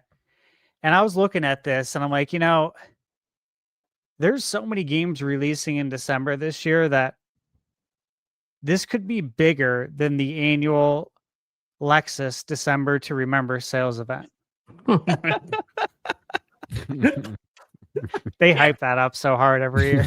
Oh my God. Every year. Like, yeah, I'll buy you a Lexus for Christmas. Come on. Well, actually, we need to take that and make that the whole rest of the year. Maybe rich people are doing it. I don't yeah, know. Exactly. But in what world? Take the Lexus December to Remember and make that into like October, November, and then January, February, because Jordan Love plays out of his mind during the Lexus. Here we go. Here we go. Oh, wow. Sports into it. Yeah. Here we go. But look, think about this, guys. So December 4th. Or was it Toyota? And this has actually been like my beacon, right? For when everyone's asked me like when I can hang out, here like in Arizona in person, like when I can leave the house and go do stuff outside of like the gym, grocery store, and getting the mail. And I said, look, the cutoff, like hypothetically, is after I get the games reviewed that are coming out the beginning of December. And it's just so weird for me to say games plural, right? Because usually there would be one. But we have Octopath Traveler 0, December 4th. We got Toxic Crusaders, December 4th. Metroid Prime 4, December 4th. Then it's looking like AC Shadows, December 5th. Farming Simulator, Signature Edition, December 9th. I did email them to see if I get a review code. I don't know if they'll consider me. And then we're still waiting on Ball X Pit for Switch 2, which, look, this is a game that I've been excited for because I am a big fan of Devolver Digital. I thought this game looked awesome. But the Switch 2 version's not ready. But the release date is fall. So it could be in a week or two from now. And then Sonic Racing Cross Worlds, same thing. That's coming out still too. So those two games still need to be dated. And that's why it got me to thinking, okay, This year is unlike any other year, and launch years are typically like that, in that it's unlike any other year. But it just got me thinking, like, okay, they haven't even formally announced AC Shadows yet. Only people in the know that follow gaming the way we do even know that this is coming out this year. It's October 15th. So without even announcing it yet, and it's coming out December 5th. So then it got me thinking about these smaller promotional cycles. Have we not been seeing Nintendo do that? How many times have we talked about it with Metroid Prime? When are they going to start promoting Metroid? Well, they do have to promote these other games too. They got to promote those first because there's other games coming out first. And this was something that I mentioned quite extensively in the lead up to Switch 2 being announced. And I put a big tweet together about it. You guys remember, but about today's consumer and how they like shorter announcement to release windows. Those promotional cycles, I think a lot of companies have seen that those do better and that their sales are better when it's a very short window, because of course we live in an instant gratification world now. That's just how it is, man. With social media, there's no escaping it. So you might as well figure out how to lean into it and make the most of out of it. And I feel like we're starting to see that. And because of that, it makes me think, what else could we get this year? Because if this is possible, if a title of this scale, AC Shadows, and again, you know, say what you want about Ubisoft and about Assassin's Creed. Some people think they're cooked. Some people think they fell off. I am at the end of AC Shadows on PS5. I've been at the end. I've held off on my review. My review is practically written, but I've held off on it knowing that this is coming out for Switch 2 because I want to play it on Switch 2 and include footage for comparison's sake in my review, which is exactly why I've held off. But like, my point is, this is actually a really good game, which I'll talk about more in my review. But this is a big third-party game. So that to me opens up the window for other big games to come out this year. So do you guys think we can get anything else this year? Because look, normally at this time of the year, we know what's coming out the rest of the year, right? Everything's set in stone. No one's touching December. Unless you're Smash Brothers. or unless you're Indiana Jones and you want to be forgotten despite being an amazing game. Because they did that last year, right? But no one really touches December yet. I named 5 games that are coming out in December that presumably are all going to be bangers. I mean, I don't know about Farming Simulator. We'll see. If they take advantage of those Switch 2 Joy-Cons and you know, let me do some song and make it feel like I'm actually farming. Hey, if it's that immersive, it might be really good. Okay. We'll see. That's why I asked for a review code, because I'm not even sold on it, but if it's really good, like I'll play it. If you want to send it to me, I'll play it and we'll review it. But Ball X Pit and Sonic Racing Crossworlds could hit in December too. So what else could we see? Last month, Yakuza Kiwami 1 and 2 got announced out of nowhere, coming out November 13th now.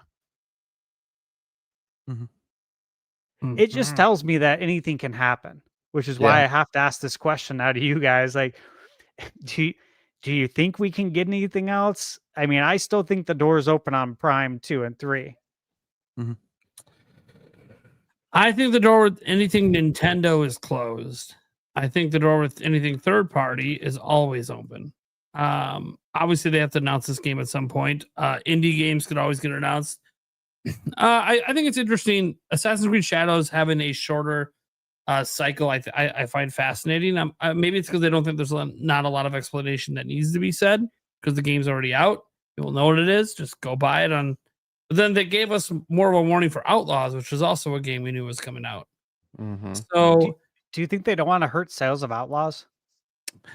They're both big open world games. Yes. I don't know. I honestly don't think it affects sales of Outlaws, but I could be wrong on that. Obviously, I don't know. But what I will say is, I think that I think the lack of the hype cycle is intentional, maybe because of Japan. They just drop it and don't say anything, and just see if people buy it. I also got to throw this out there, just because it's Ubisoft. While Outlaws is a very good port, that doesn't mean Shadows is. The Shadows port might not be good.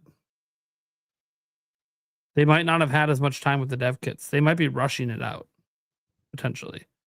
And if that's the case, you don't want to draw even more attention to it. You just want suckers to buy it.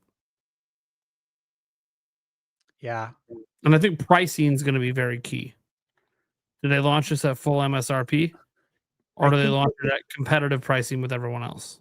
I think we saw the price. I thought we did. I thought I Did heard. I heard 50. Oh, it's at 50 euros. It's 50 euros. 50s. But that's 50 euros. That can be 70 US. Just pointing that out with the euro conversions. So we don't actually know the US price. Technically, we don't know the euro price is real either. But that, this guy, Bill Billikun, Deal Labs, when they say it, it happens. Their track record's very good because their track record comes from retail. All their info comes from retail, so it's always pretty final stuff. 50 euros is $58 here.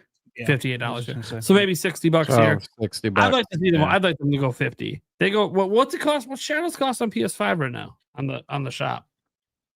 Probably 70.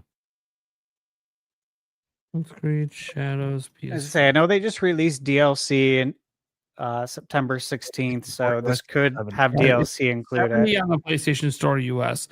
So if that's the case, of course, they're launching this on the 5th, the day after Metroid Prime. I kind of feel like it's the holidays. You can't come in at 70 because this game's going to get discounted this holiday for sure. Yeah. Which one?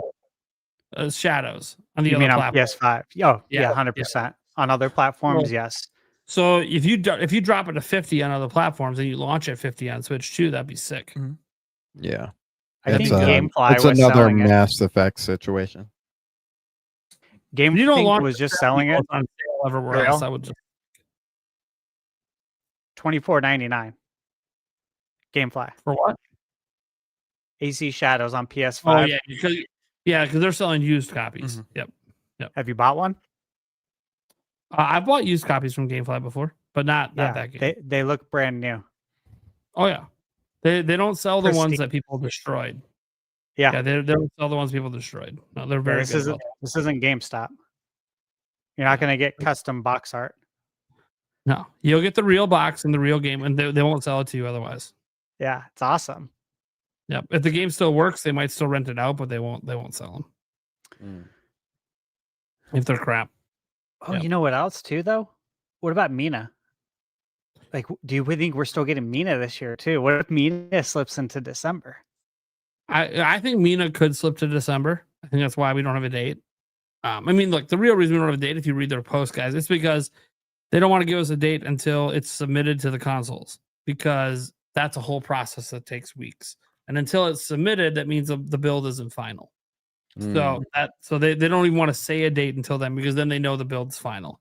So it means they've taken the pressure off themselves to get it done by a certain date to get it submitted to consoles. Meaning the game could slip to 2026. And if it does, I think early January isn't a bad time to launch Mina. But we'll see. Obviously, I still, it was supposed to come out October. They said in their post they're still close to being done. So I would assume, well, if you give them a whole month, November, plus this month, if they're almost done already, then they probably will be done. Submit early December. But then do you want to really release closer to Christmas? You know what's interesting? If you go on the eShop right now, which I did earlier today, still says it's coming out October 31st. It's still there.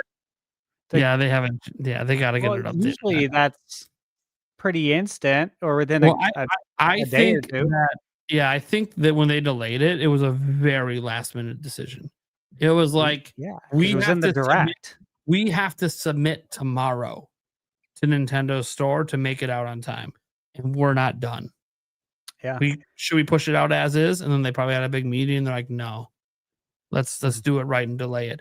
And I don't know how long it takes to update eShop listings. It's been long enough. You would figure it should be updated by now, but maybe it's not because they don't have a new date. Yeah. They don't have a new date. So they're like, what are we supposed to do? Do we just delete the eShop listing because we don't have a date? Just put TBD. TBA. Yeah. Yeah, that's what So everything else is. I don't know Nintendo's rules. Like, if you already put a release date up, are you allowed to retcon that back to TBA? I don't know. Nintendo's got weird rules. I don't. Wow. I mean, you don't want to misinform people. It better be updated in the next couple of weeks because it's going to feel really weird that it keeps saying it's coming out on the 31st. Well, yeah. Imagine all the people who don't watch this are not on social media. Yeah, and they're thinking, oh man, I know what I'm doing Halloween night. And it's like, no, you're not. Actually, you're not. Hope you have a backup plan with some Halloween candy, buddy. Right? Halloween, there'll be some movies on TV. Right. A whole bucket of Halloween candy, you're depressed. Even free cable, even the free TV will probably have some Halloween movies for you. Yacht Club had done their own like little direct also for Mina. Oh, yeah. And it was all Halloween themed. The whole thing, like they had like live action Halloween stuff. It was really cool. Mm-hmm. Like they really wanted the Halloween date is my point. Yeah. Like they did promotional stuff to lean into that.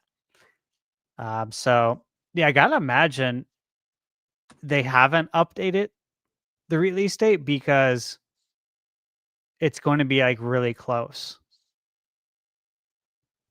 I feel like it's still coming this year. Mm-hmm. I think that timing around maybe you would think one more month. You would think. It really depends on what they needed to push it for. Yeah. Yeah, it really does. It really does. And then strategy, right? With the shopper. Mm-hmm. Is it going to get missed in December? There's already so many bangers in December. Do you go to January now because of that? Mm-hmm. Final Fantasy VII's coming out January, but they're totally different games, Right? But Yeah. people don't like spending money in January. However, gift cards, those are a that's huge very thing. true. Mm-hmm. So Especially people from can, Christmas. people get on that eShop, pick up Mina. I don't know how much it is. I think is it $20? Do we know the price on Mina? Imagine if it is though, $20. It'd be such a great deal. Like, what are you gonna do Mm-hmm. as a big AAA studio when you got Soak Song, Hades 2, Well, now Roughing it's the just- Riverside, $20, Mina, Yooka Replay, all these games that you can get for significantly lower price that are bangers. It looks like it just has the date on the Nintendo website. Okay. I'm looking at Yacht Clubs. I don't see anything about price on there either. Well, I wouldn't be surprised if it falls in line with like Shovel Knight Mm-hmm. previous pricing. I could see it being anywhere between like 20 and 40. 20 and like maybe $34.99. Hmm. Somewhere right in there. But whatever it is, it's gonna be worth. I wish we could talk about. I wish I could talk about with Celia about. But that's a big thing for them to talk about. Yeah. Yeah, we don't want to be those assholes. No, never. All right, so So You end up doing. Oop, go ahead, Sandstorm. I was gonna say, so you asked the question, what other games Yeah. do you think can slide in? So I was kind of thinking about Nintendo. While I agree, I don't think there's going to be any like newer titles or anything like that, but I definitely think they're going to slip in quite a few. Whether it's GameCube, N64, and the NSO stuff. Mhm. I do definitely think we'll finally get more of that. I feel like every time we talk about NSO, Donkey Kong always comes up, I was like, man, when are you guys gonna put that out? When is that gonna happen? Um, and now with the DLC being Donkey Kong Island, I'm like, it's gotta come soon because you're talking about the island and you want to show off the island with the DLC. Like, You come know what on. my biggest concern is the modern casual gamer Hmm. playing that to see if they're gonna like Bonanza. Yeah. Because Um, they don't want that, but they would do that. They would do yeah. something like that where they'd Yeah. be like, "Oh, let me play DK64 and like, if I like this, and I'll pick up Bonanza." It's like, Mhm. well, They're that's not how it works, but okay. yeah, they're very different games. Totally, completely, and that's my concern, and I guess that's kind of why I've always thought it hasn't come out yet because of that. Mm. Because that type of 3D platformer played by today's gamers is like Mhm. what Ukulele that released in 2017, Mhm. that's what they dealt with. They made Mm. a N64 platformer. That was their goal from the Kickstarter from the Yeah. very beginning. And they did that. And people complained about all the things that essentially make it a N64 3D platformer. Like people wanted their hands to be held. Mm. And it is now in the new game, right? Like you can choose to turn it off if you want, but the modern casual gamer want it hand holding, wants to know where to go at all times, Yeah. you know, doesn't want to get off track. It's all the things that you'd see in a modern 3D platformer. So they went and added all of that, right? So I look at that and I look at DK. I'm like, okay, if DK came out, all those people that complained about that stuff, Are definitely gonna complain about this stuff. yeah, especially because also that came out in '99. Yuka came out in 2017. So there's other, I think, modern amenities that DK64 would totally be missing. Mhm. But I really want it, obviously. Yeah. I do, right? I know you do. We all want it because we keep bringing it up. Yeah. Yeah. I think something like that will come. I think the GameCube probably throw out more of its games. I'm kind of still surprised that there isn't a GameCube version of um Luigi's Mansion coming out for Halloween. I feel like that is quite the miss. Well, could Um, still, right? yeah, They should. It's Mario's 40th. yeah, Shadow drop it on Honestly, Halloween. it would make so much sense to get it out this year versus like next October, because next October, well, we might be talking about Luigi's Mansion 4, Right. right, and right, it's the Mario Brothers 40th. Mhm. yeah, Like, give Luigi some love. Perfect time to do it. mm-hmm, And yeah, now Mina's not releasing on that date, so and like honestly, I think Nintendo they wouldn't want to release that on Halloween with Mina coming out just to be like a good business partner, right? Because mm-hmm, they want Mina to be successful. Yacht Mhm. Club's always done great on Nintendo platforms. yeah, Mhm. yeah. So I think as far as like Nintendo goes, I think it'll be kind of those other ventures. Um, I think as far as their like actual new titles and stuff like that, it's probably going to be done for the year. Like they've already slated everything. Sure, we'll probably get a direct or something like that to further talk about, games that we already know of. As far as third party, Red Dead Redemption 2. Still, yes. I feel like that's It's got that'd be massive. it's got to show up. It's got to show up. I don't know if that's gonna be a November game though or a December game, but I feel like, to be honest with you, I feel like it's gonna be a November game. But I feel like that game's got to come soon. There are other November's titles. quiet. It is. That's why I think it is. Like, That's check why. this out. I got my Excel right here. Okay, this is a short list. Okay, Hyrule Warriors, November 6th. Mm-hmm. Telluride Secret Trilogy, November 13th. And then Yakuza Kiwami 1 and 2, also on that date. Kirby Air Riders on the 20th. Terminator 2D on the 26th. Mm-hmm. That's it. That's it. That's That's it. a short list for Yeah. November. And then that Witchbrook game got delayed, which could have maybe have made it out by Chucklefish.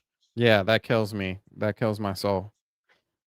You know, like we always say, anytime there's a delay and it comes with a statement about how we set out to do this, but then we had these ideas and we decided to make it bigger and better. It's like, okay. Right. Sure. Yeah, like I can't argue with that. Thank you. That's great. Uh-huh. Now. I know Michaela was excited to play that one too. I was actually as well. Red Dead 2 though. Like after naming the games that are coming out in November, Mm-hmm. I feel like it would slot in quite nicely. Yeah. Yeah. Very easily, especially if you're looking at the I feel like the closer you get to Black Friday, the more likely it is. Like Black Friday is that time everybody wants to spend money anyway. And Rockstar could easily be like, "Hey, we know you like spending money. We know you like Red Dead Redemption 2. Mm-hmm. Guess what it's coming to so you can play it on the go on a Nintendo console." That's right. That's right. Go ahead and grab this, which is I think it's also a good time for especially for Switch owners. There's a slight gap in there between, so like I'm thinking like the last 2 weeks of November kind of gives you space for Metroid to breathe, because I feel like most of us, that's, to me personally, that's not a hard toss up for me. Like as much as I love Red Dead Redemption 2, I've already played the game. I want more Metroid. But if you give me enough space to collect my money back up, I'll definitely buy Red Dead Redemption 2 coming right into the Thanksgiving/Black Friday holiday, and exit that holiday grabbing Metroid Prime. Yeah. I mean, I'm right there with you. Like, I will definitely 100% play Red Dead Redemption 2 on Switch 2 from beginning to end and enjoy the heck out of it.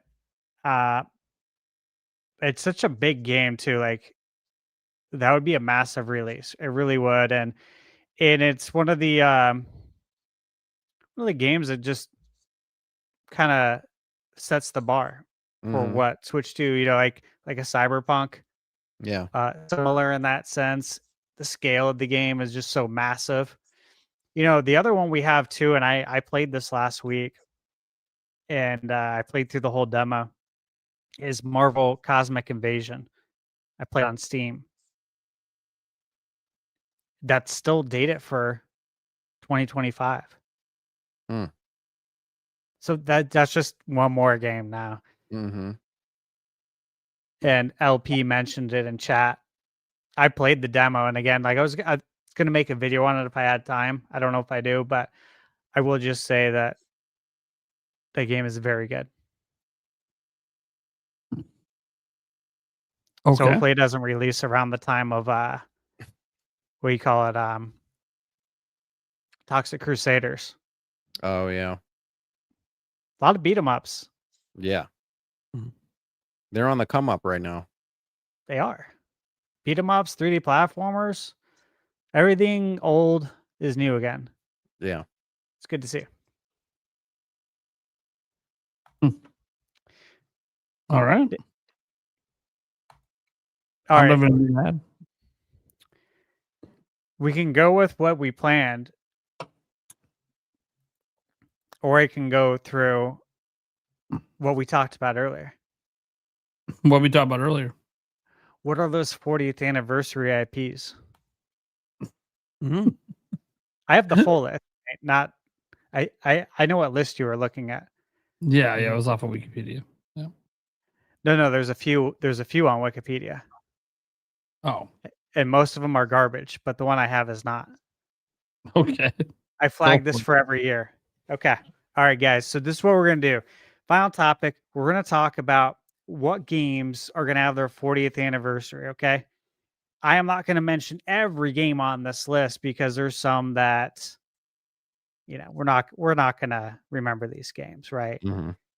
But there are a lot of games on here, and I know which ones they are worth mentioning. So I will start first in the alphabet. I don't think we'd ever get a new game for this. 720. Tell me you guys have played 720. What? Sandstorm, Nope. you played 720. Can't say that I have actually. Skateboarding game? No. No, you No, guys I have. haven't. Please Google it. I know you've played this. It's it like ain't I know for a I've never fact. played it. No, for a fact, I did not play 720. Let me see. Hold on. Played Skate or Oh. Die, you played 720 because they released at the same time. If you were playing that, you were playing this. I definitely have never played this. Wow. I don't think you're I have either. You're like Chat? shocked. I'm like, dude, Anyone I in didn't really chat? play skateboard games. Let me see. I tried a little bit of Tony Hawk. That was about it for my Mhm. skateboard game. You're right. Now, snowboard games. Mm-hmm. We talk about a number of those I played.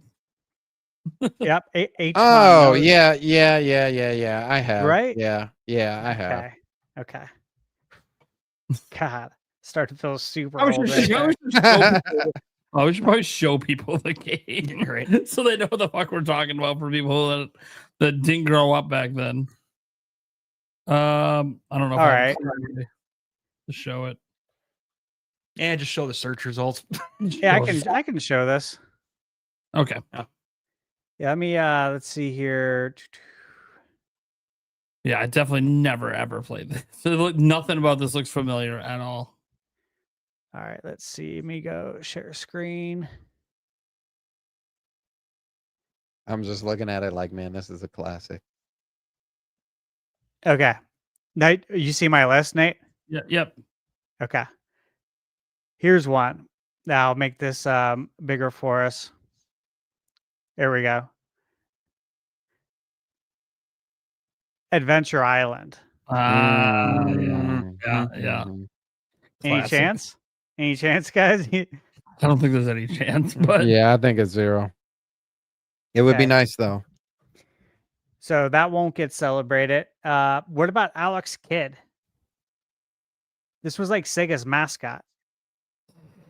I think Sega's moved on. Yeah, I was gonna say it would be nice if they did, but I feel like Sega has their like collective that they only care about these days. What was the last Alex Kidd game? It wasn't that long ago, guys. I'm almost positive I have one on the shelf that's for PS5. Really? Almost positive. They had a remake that came out back in 2021. There That's you probably go. the one. That's probably the one on your Mhm. shelf. Is that remake? Miracle World DX. Yeah. Miracle World DX. Yeah. Yeah. But They still their care about actual it. last new game was 1990. back in 1990. So, like, say, yeah, they remade it, but that doesn't mean they care. They were probably just testing the waters to see if if they should bring the IP back. Well, they are into bringing back old IPs right now. Yeah, I Yeah. know. I That is know. their focus. And they brought this one back. I don't obviously know how well it's sold.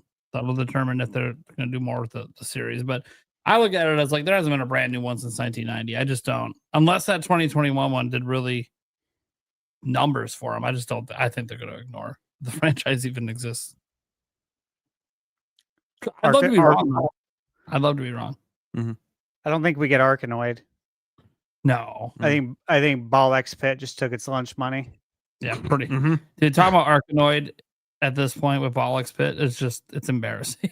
Yeah. Bollocks Pit is so much better. Okay. What about Attack of the Killer Tomatoes? Did anyone play this on NES? Oh my gosh. Yes, after watching the show. Yeah, 40 years. Hard to believe. We got the. I don't think this is the OG Avengers. This doesn't look like the Avengers box art, does it? No. No. No, that's a different Like Avenger karate. there. Looks like. Bard's Tale. Oh, I love Bard's Oh, Tale. We've that had would be Bard's good. Tale recently, haven't we? I love Bard's Tale. When's the last Yeah. one that came out? I could see that coming out. Something, either a new one or compilation.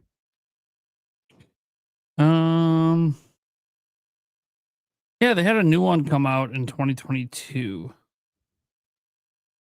Was it a numbered entry or a remaster? It was the Bard's Tale Warlocks of Larg fame. It released in 2022. That is considered a spin-off. The last main game to come out was the Bard's Tale 4 Director's Cut in 2019. So Yeah, they've had a lot of spin-offs. they're still pumping out Bard's They did- Tales. They dropped the whole trilogy again in 2019. So like, yeah, they've definitely given it some love over the last 8 years. Well, yeah, it's games like this that I got to question. Okay, well, are you gonna do something then for your 40th? Possibly. This one I'd love to see Batman. Lego Batman next year, buddy. Lego Batman. It's already happening. We're getting a Batman movie next year. Yep. Okay. I believe so. Let me double check. I'm pretty sure it's next year. The Batman game on NES is so good. Yeah, it is. Like way no. better than it deserved to be Right, for they being a pushed it back. licensed IP. 2027. That's right. They pushed it back a year. Okay. Yeah. All right, let's see. Big Trouble in Little China, the video game. I never played this. I love the movie though. Yeah, I've seen the movie. Yeah. Of course, they made a video game out of it. Shouldn't be. BMX Simulator. I mean, we Nice. are in the time of getting Yeah, all sorts of simulators. simulators. Mhm. Dude, the amount of simulators I see on the eShop, Mhm. ones that I can't believe exist, Mm-hmm. but they do. Let's see, Boulder Dash, probably not. Here we go. Bubble Bobble. Oh yeah, that I think that one has a very Yeah, they'll probably do. do something with that Mhm. next year. So Sugar Dungeons comes out in December. Yep. And Yep. I know about that because they sponsored a video, man. Thank you guys. yeah, and it includes Bubble Bobble Symphony, which was only released on the Sega Saturn in Japan. I'm like, that's one I actually haven't played because I was not aware of that. And so I'm like actually hyped to play that because like there's a 2D Bubble Bobble that I didn't play back in the day. Mm-hmm. And it's included for free. I'm like, okay. I don't know about that. Yeah. I just love the cover art. Yeah. Bugsy, yeah. Do you see that cover art? Yeah. Yeah. I don't think Cover art's Bugsy's coming freaking back. Amazing. Don't Like think he's coming back. Donnie Darko meets Bugsy. Dude, was this back when like Roger Rabbit came out? This was Probably. 86. Roger Rabbit was 88. Yeah. He's a killer. Same era, but different years. Mhm. Got it.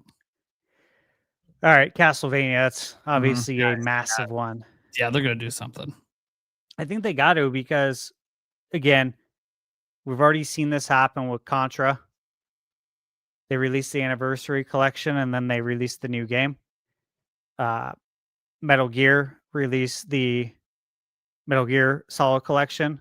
Then they released, of course, Metal Gear Solid Delta. And Castlevania, as we know, has gotten, 3 collections. The OG, the Game Boy Advance games, and then the Dominus collection for DS. They got to do something for the 40th. This Castlevania, dude. Like, this is a new one for the 40th. That'd be sick. Yeah, it's a peak IP for me. I really hope they do something. I don't want something that I can only play at the casino, because that's what they've been doing. Oh yeah, there'll be a new pachinko game next year. Yeah. Let's see. Oh, what about Chess Master 2000? Who remembers this box art? Oh wow. Did I play that one? Oh, Oh man. Chiller. This was actually a cool game, and we're not gonna get a new one. It's a light gun. Yeah, interesting. Yeah. Switch 2, man. Get it on the eShop. Give us mouse controls. Boom. Cobra. No box art, but I think that's the Stallone one. is it? I think so. Oh, let's see. What else we got? Deadly Towers. That was a good game. I think Nintendo had it on the Virtual Console as well on Wii. Mm. It might actually be on NSO. I'm not sure. That game was ahead of its time, though. Double Dribble. We're not gonna do anything, but Yeah. classic. Yep. Back when Konami made sports games. Played the Yeah. hell out of that game. Mhm. Yeah, so did I. Let's see. Dragon Quest. I mean, Of right course. there. We Of already course. have 7 reimagined coming. Yeah, I mean, Yeah. there'll be a collection. They'll Yeah. probably drop. Mhm. They'll probably even do like the 2D HD trilogy. Put them all together for a pack next year. Yeah. Yeah, the Erdrick trilogy. Yeah, makes a lot of sense to do that. Repackage them, even though they're more recent. But It it means does. you can charge more for them. Yeah, But I no, agree. It does. Yeah, they're gonna do something for Dragon Quest. It's too huge, and they'd sell a shitload of anything they drop in Japan. Yeah. That series. So originally released in Japan in May 1986. So obviously that's when Dragon Quest Day is. It's in May, right? Mhm. I presume 7? it's no, that's my birthday.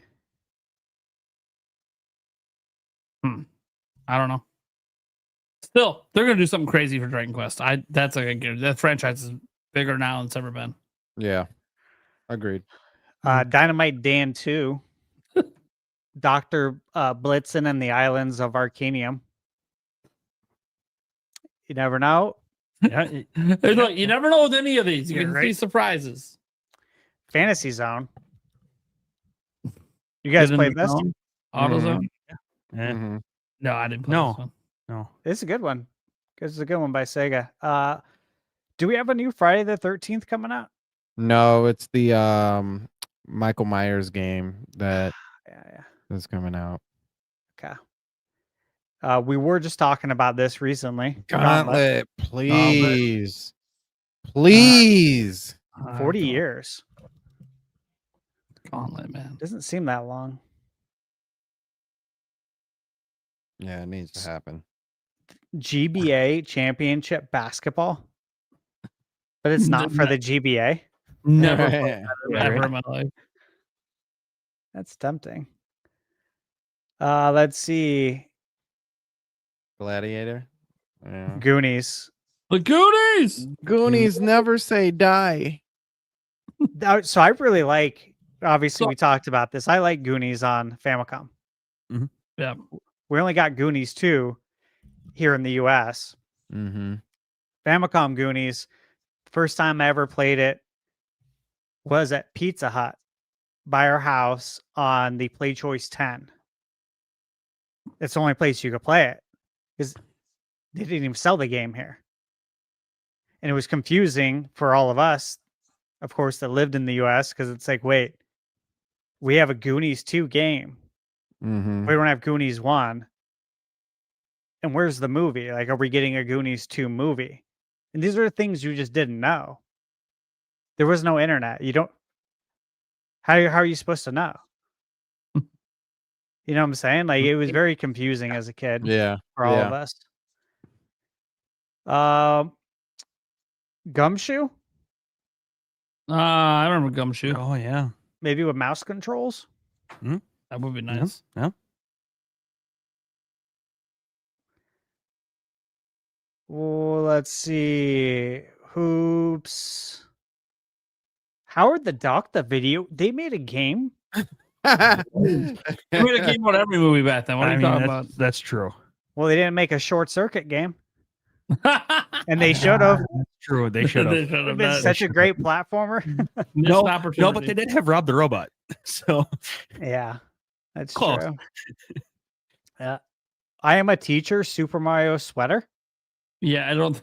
Oh, that's for the knitting. The Yeah. knitting accessory for regular Nintendo for Famicom. Yeah, interesting. Oh, wow. yeah. They're not gonna even mention that. Like, shit. Oh my god, that was the People box forget that was art. a thing. Yeah.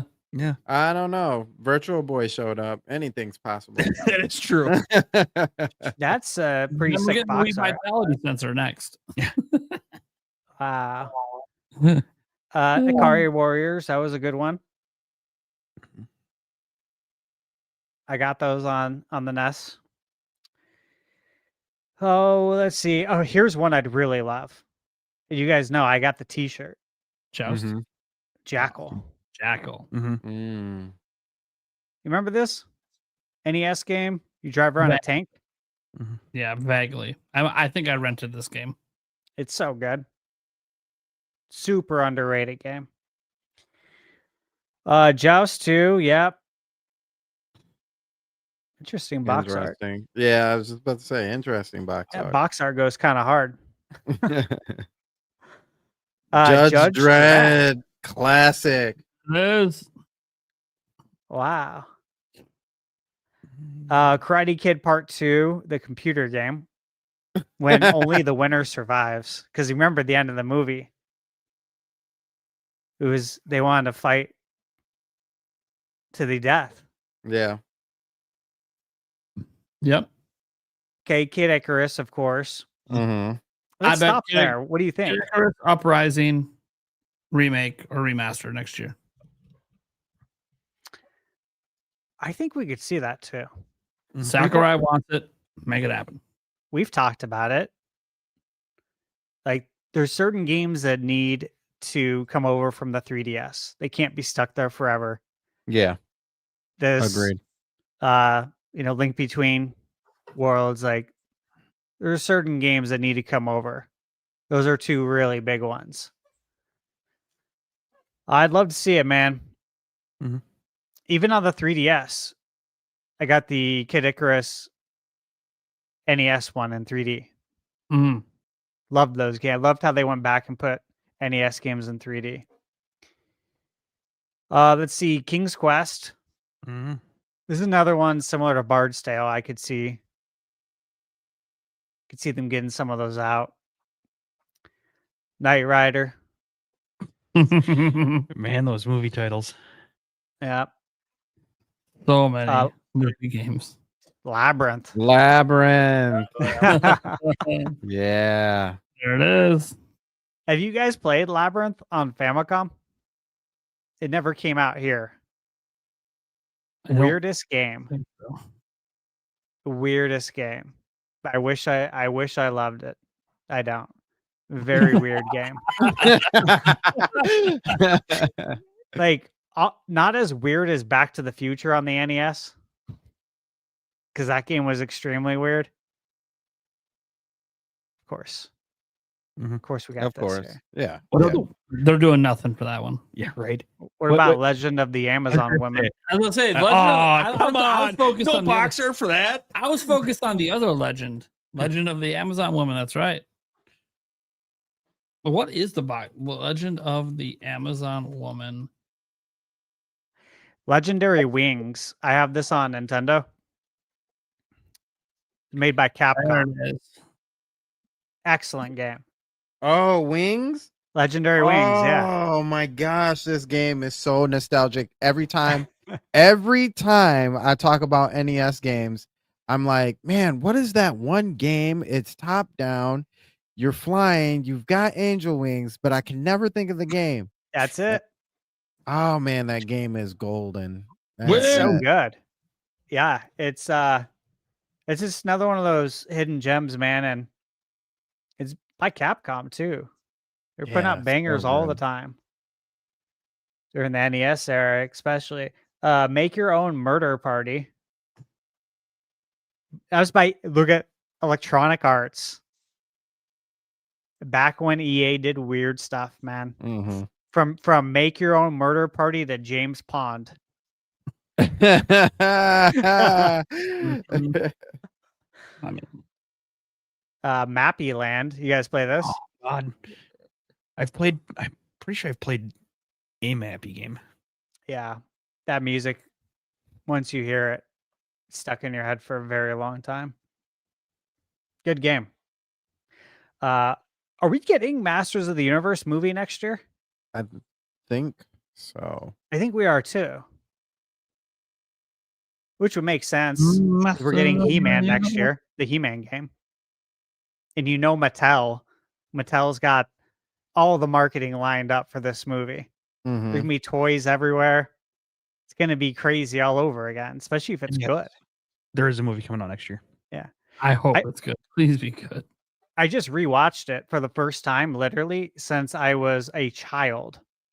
I was actually rewatching it in my lead up to doing the impressions video for He-Man because I wanted to get like reacquainted with everything again.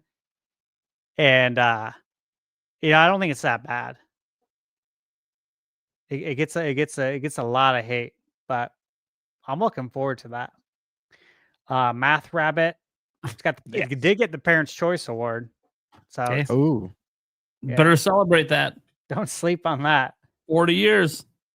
Mermaid Madness. Not happening. Of course. And I See, sadly think they'll do nothing for it. they got to do something, man. Something. I know, They- and I they know Any One other and time, two. yeah. 1 and 2. makes sense. Miami Vice, the video game. That's some pretty sick box art too. The special effects there. Yeah. Huh. Wow, the game totally looks like that. A OG Flight Simulator. Hell yeah. Dude, Crazy. I bet you Microsoft will do something for it. There'll be some sort of Mhm. DLC or something they drop. They should celebrate that. I mean, they got a lot going on, right? Yeah. We all know that. But it would be nice to see that. Mighty Bomb Jack, great game. That's a good game. Tecmo. 4 exciting endings in one game. Probably one of the first games that have multiple endings, especially for a platformer. This one's great. Classic box art. It takes you straight back to the 80s, that box art does. Mm. Yeah. Yeah, it does. What is Molecule Man? Okay, No, I don't no. think we're Yeah. gonna get that. Man, these box arts though, some of these are really good. Mhm. Mousetrap. Well, I mean, to be fair, that's what had to sell the game. the 1986 That's right. game. Mousetrap, the video game. That looks fun. What about Oh, Look at the screenshot. It's horrible. what about movie? Yes. Movie the video game. Celebrate movie the video game next year. Is Mr. Goemon the one? Oh man, please tell me.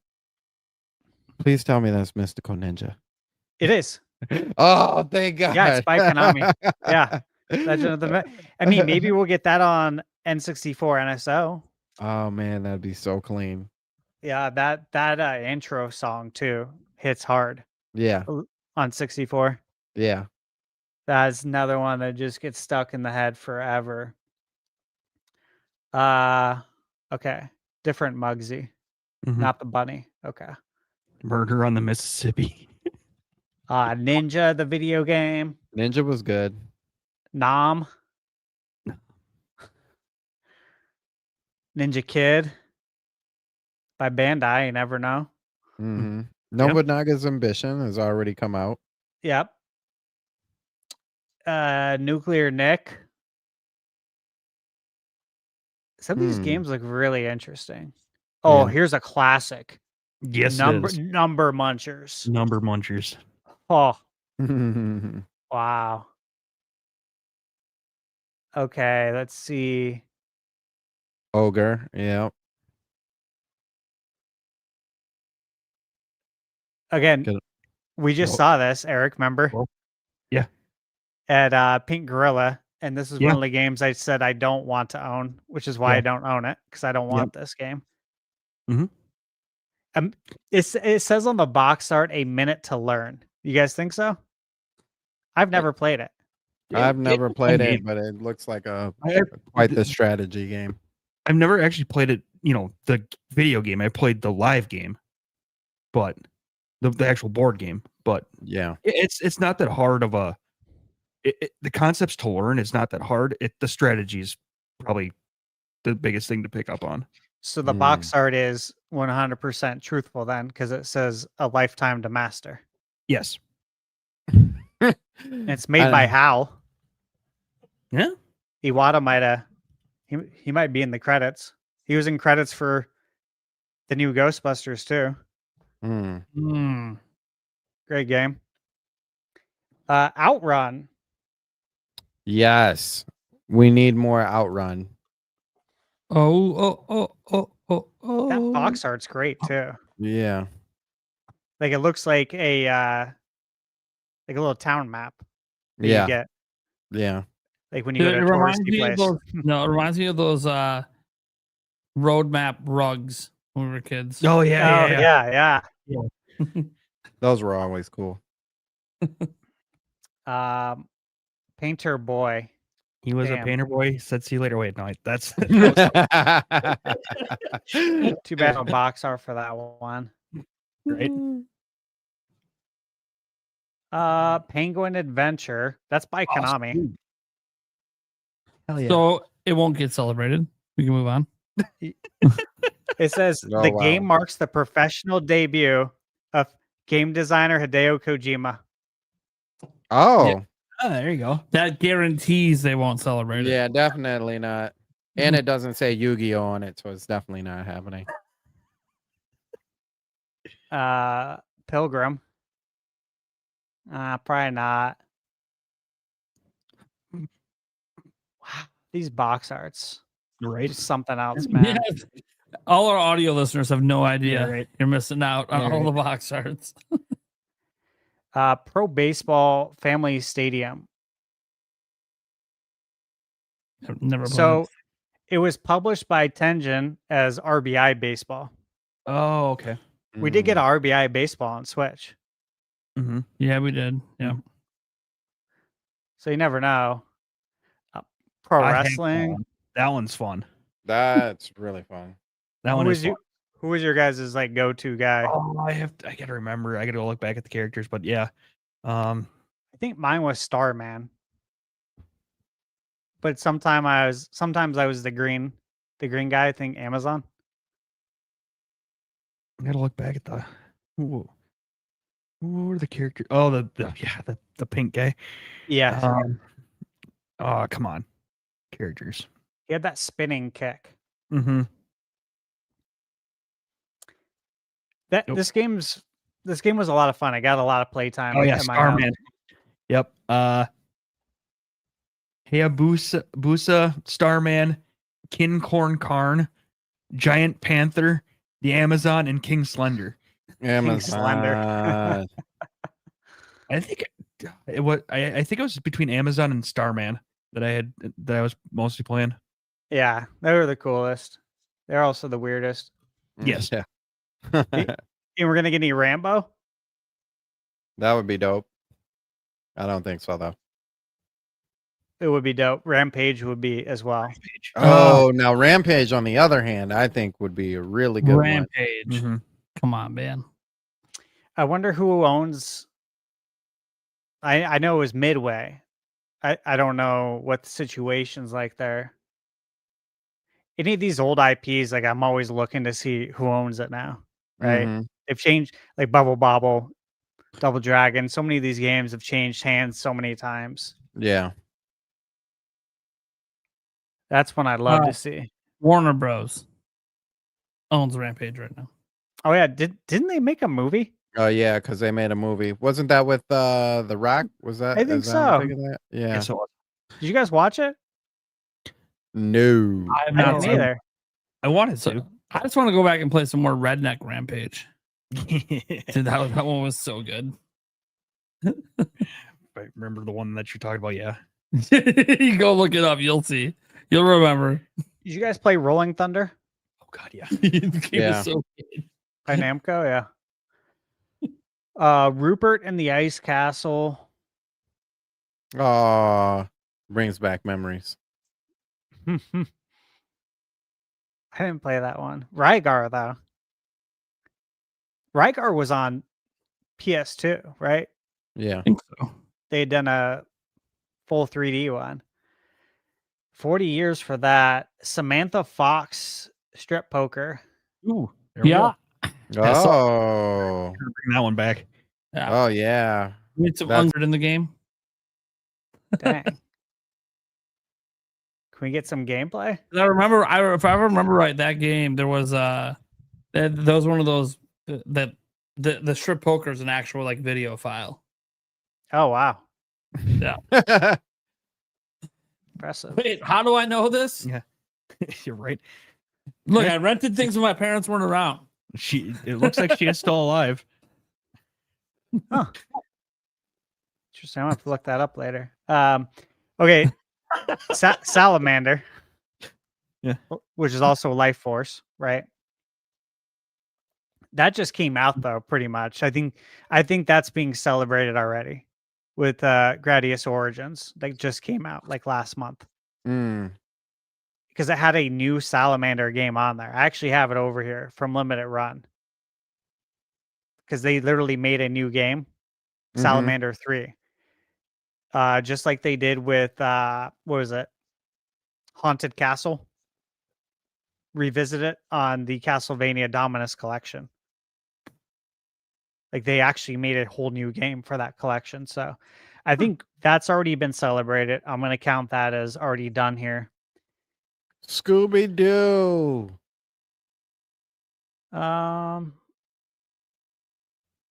Maybe. I don't know if there's anything new coming out in the movie scene for that. No.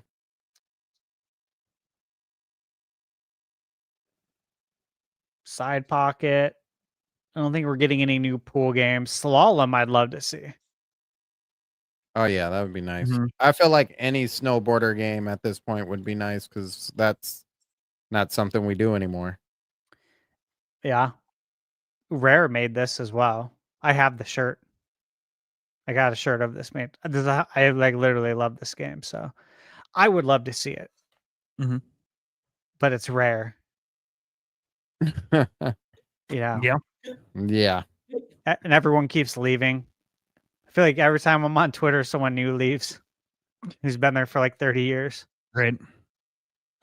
Soldier Girl Amazon.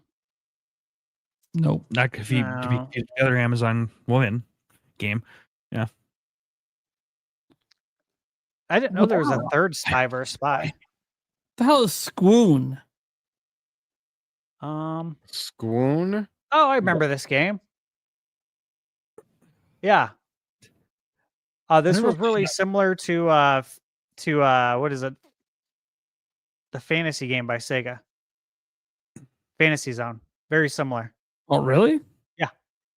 Huh. Mm-hmm. Stadium events. The game that if you find this anywhere, it'll make you probably a millionaire, right? Something like that. Yep. Let's see. Yeah, any condition, guys. Just seared into your memory. Any condition worth a lot of money.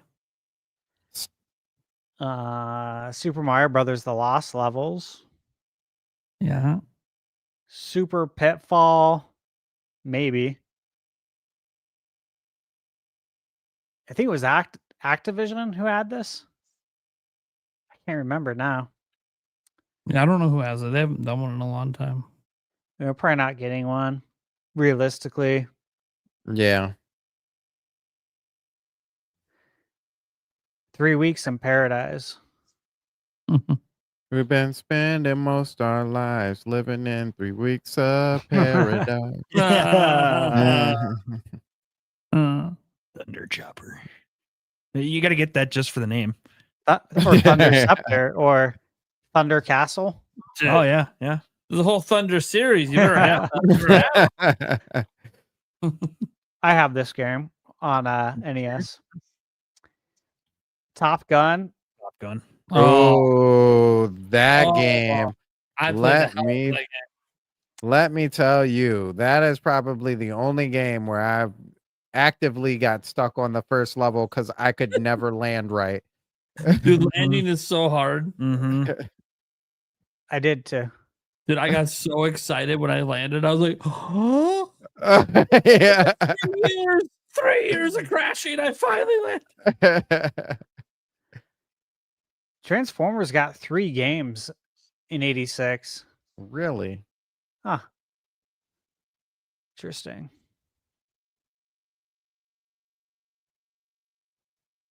Trapdoor. Interesting. Trojan. Oh, I thought you were talking about Trojan Man for a Yeah, second. yeah. I'm like, wait a second, what? There was a condom game back then? I wouldn't be surprised. Ultima.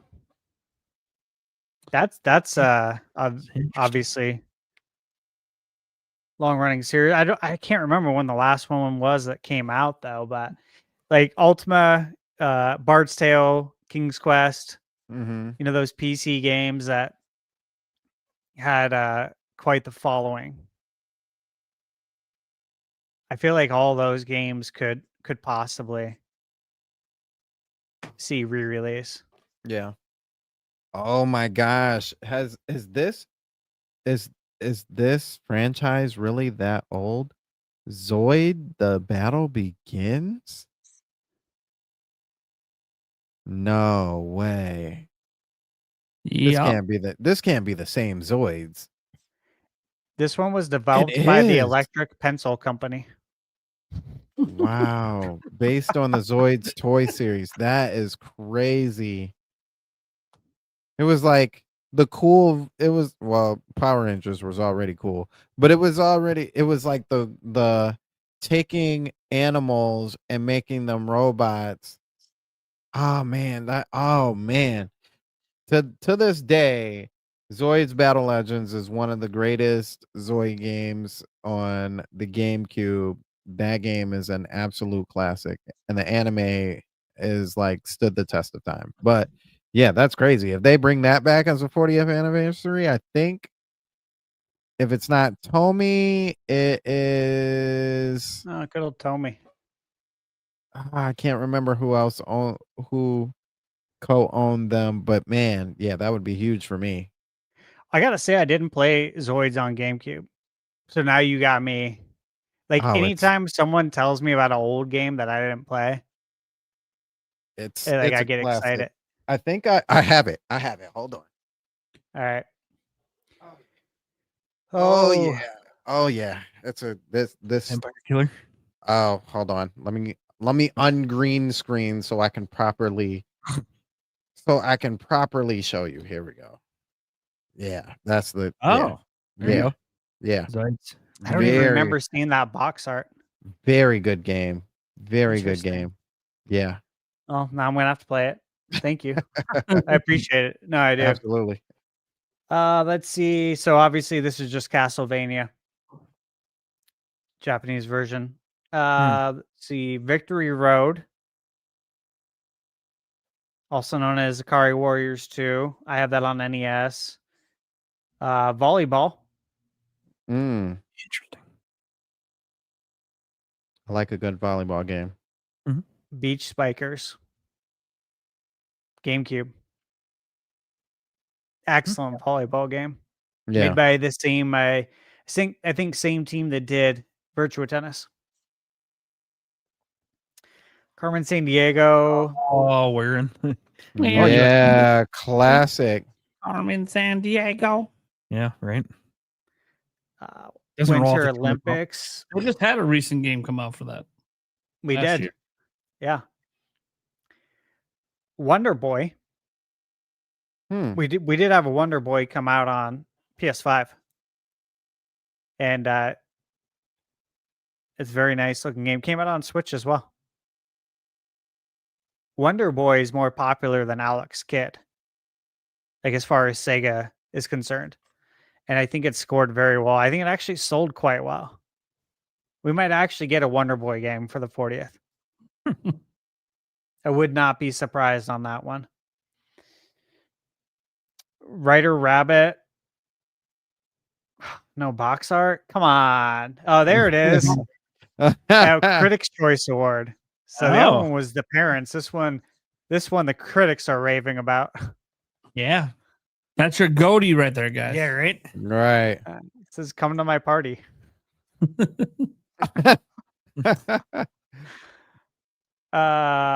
Yabba dabba doo. You know, the Flintstones games on NES were actually really good. Oh, you know what?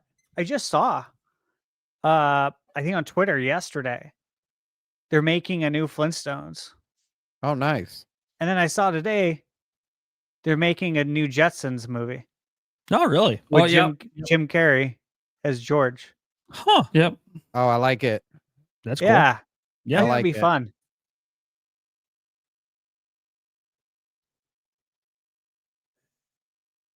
I think that's it. Yeah. Yep. Yeah. Man, that's a good long list of games though. Holy cow. Unfortunately, I'm not seeing a 40th celebration for Nintendo Prime on that list anywhere. Ooh. Oh yeah, dude. Well, Yeah. you can join in on one of the celebrations, right? Join in. With Zelda. We'll see. We'll see. I mean, I got Mario with my 40th. Yeah. And you the did. NES, which is awesome, but you get Zelda, which is awesome too. Yeah. Right? Like there's no saying one's better than the other. Those Or are you the can best do it games. with the you can do it with Metroid since you don't think they'll properly celebrate it. At least they celebrated you, And Prime is in my name. you know? No, we can ignore that. Yeah, I have no idea. Obviously, guys, I'm going to celebrate my 40th on the channel something next year, but I don't know what I want to tie to it. Like Zelda makes the most sense because it's my favorite IP as well. Yeah. Kind of ironic that also came out the same year. There's a lot of good games. There's a lot. And Yeah. like every year. I mean, we went through all the console launches earlier for Nintendo and how many great games there were every console launch. Dude, just start going year by year. You can't even keep count today. Look at Stash's video for like all the games that came out this year. You can't even keep up right now. I can't. I'm trying so hard too, and like just working a crazy amount of hours, and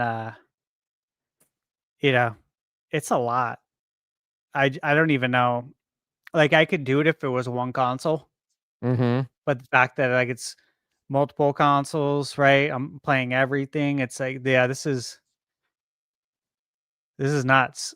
That I'm basically telling everyone I'm busy until like prior week before Christmas. And then I gotta get my house all dialed in for Christmas to host Christmas Eve and Christmas with dad's side on Christmas Eve, mom's side on Christmas. So it's like, I mean, also I got to try and watch Stranger Things, right? Oh yeah, on- because that's the thing. yeah, Thanksgiving, Christmas, New Year's Eve. We've been rewatching it before we go to bed from the beginning. Because I mean, it's been forever. The show's Well, so- better that than The Witcher. Yeah. We didn't watch it. It was good all the way until now. Because of the cast change? Yeah, I just saw the trailer and I was like, I was gonna give it a real good, like a real shot, and I'm when he like, dropped the F-bomb, I stopped for a second. yeah, And I'm yeah, like, that is not. that's not him. Dude, I read the books. That's not. at all. No, he would never have used that word. Oh, why? How could you get it right for 3 straight? And I know, Henry Cavill was big on, hey, let's stick faithful to the books, and Right. Mhm. so like, he might have been the one pushing. Like, he would have probably never allowed that F-bomb to fly if he was still doing the character. But Yeah. so now I'm like, okay, do I watch it because this might be the final season that wraps up the story, or do I say fuck you? You ruined my favorite character. Not the actor's fault, by the way. I'm not blaming them. No, it's not. No, it's not. It's It's a good unfortunately actor. unfortunate he walked into that, but Mr. Pnug in my chat, he had mentioned earlier he was leaving to go to Okay. the midnight launch. Yep. And he said he's in Clearwater, Florida. He's in line. There's 75 people in line right now. nice. Whew, I wonder I wonder what That's the pretty line is cool. like. Yeah, dude, that's like a Switch 2 level line. Yeah. It's good to see. I'm just happy that people are going out and doing this because, like, the old heads are going to be there, right? Yeah. Because we have nostalgia for this, we miss it. But like when I went for the Switch 2 launch, there was tons of young kids like really excited to go do this, like for the first time. Mhm. It was just good to see. So I hope. Funk Volume says he's in line in Utah right now. There's about 40 people there. Nice. Great to see. I'm just glad everyone's going. You Good know, stuff. that is. Awesome. We're ready to get to the Q&A stuff? Let's do it. Yeah. All right. Joey Pitts says, make a Nintendo R-rated. How would you? Make a Nintendo game R-rated. I mean, there's a couple. Bayonetta. Yeah. But they're probably talking about Nintendo owned IP, I'm assuming. Like take one and like take one like a Zelda or Mario. How would you I make was it? gonna say Zelda would be ridiculously easy, same as Metroid. I mean, Link, a sword, a lot of blood, a lot of guts. I almost feel like it really kind of is already anyway. They just really just gloss over Well, they all don't that stuff. rain blood everywhere. That's how they get away with it. Yeah. They Somebody explode drops a in the couple poop. F-bombs, That's a huge monster. Fuck. You throw Sam Jackson in there, and you're all set to go. Love Sam. That's hilarious. I could agree with that. Like, I think Metroid definitely, they're all violent enough. Yeah. Yeah. Lord. Dude, I feel like you want to make like Ring Fit Adventure R-rated. Well, then it's got to be Ring Fit like Strip Adventure. You complete your workout, some clothing comes off. You see things, bada bing, bada boom. Right. Ridiculous. There's your rated R. All the motivation you need to complete your workout today. Let's Okay, get you fit. Let's get you ring fit. Oh Lord. Oh boy. Oh man. So I did a Google search of making a Nintendo IP and making it rated R by changing one word in the title. And this is what the AI overview came up with. Actually, this one's pretty decent. Luigi's Mansion Isolation. So the Luigi explores a haunted mansion to rescue Mario, a psychological horror game focusing on Luigi's fear and paranoia as he is trapped alone in a sprawling, eerie mansion, dealing with his own anxieties and unsettling atmosphere rather than direct combat. Bro, throw in sanity effects from Yeah, Eternal right. Darkness. Oh, Yeah, right. nice. Might That would have be good. something here. Yeah, Pikmin Desolation, Olimar explores a planet with plant-like creatures. A survival strategy game set on desolate post-apocalyptic planet. The player must manage scarce resources and face harsh environmental challenges while trying to keep their Pikmin alive and find a way to escape. The mature rating comes from the themes of despair, loss, and the struggle for survival in a bleak world. All right. Star Fox Betrayal. a team of anthropomorphic animals in space combat.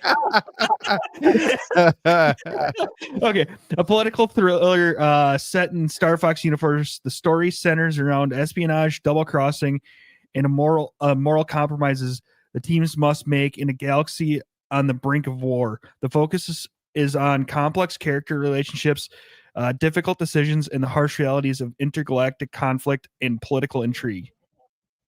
Interesting. Yeah. Another one here, Metroid Origins. Deep dive into Samus Aran's backstory and the traumatic events that shaped her into a bounty hunter. The game explores themes of loss, revenge, and the psychological impact of her encounters with the dangerous alien life forms and the space pirates. The mature rating comes from the exploration of trauma and darker aspects of her universe. Don't lie. The mature rating comes from the bikini she wears in the original. Right. Come on. Then the last one here, Legend of Zelda Legacy, a historical drama set in a pivotal era of Hyrule's past. The game would focus on political struggles, betrayals, and the harsh realities of war that shaped the kingdom, told through multiple characters' perspectives. The mature rating would come from complex narrative themes, moral ambiguity, and more realistic depiction of conflict and its consequences. But not from unsheathing a master sword. Nope. See, this. Yep. They have it all wrong. That's why you can't trust AI. Yep. That's what I mean, there was a few that were pretty decent concepts. The unsheathing of the master sword. Yeah. Dude, I got a good one. Yeah. Okay, first off, I was just looking at my games and I thought this would be a funny sequel. I kid you not, I had no idea that this happened or that there's a story here. So I typed in Mike Tyson's prison punch out. And I got this story. It says the term Mike Tyson's prison punch out refers to an incident where Mike Tyson knocked out another inmate who was a gang leader, and he challenged him in prison.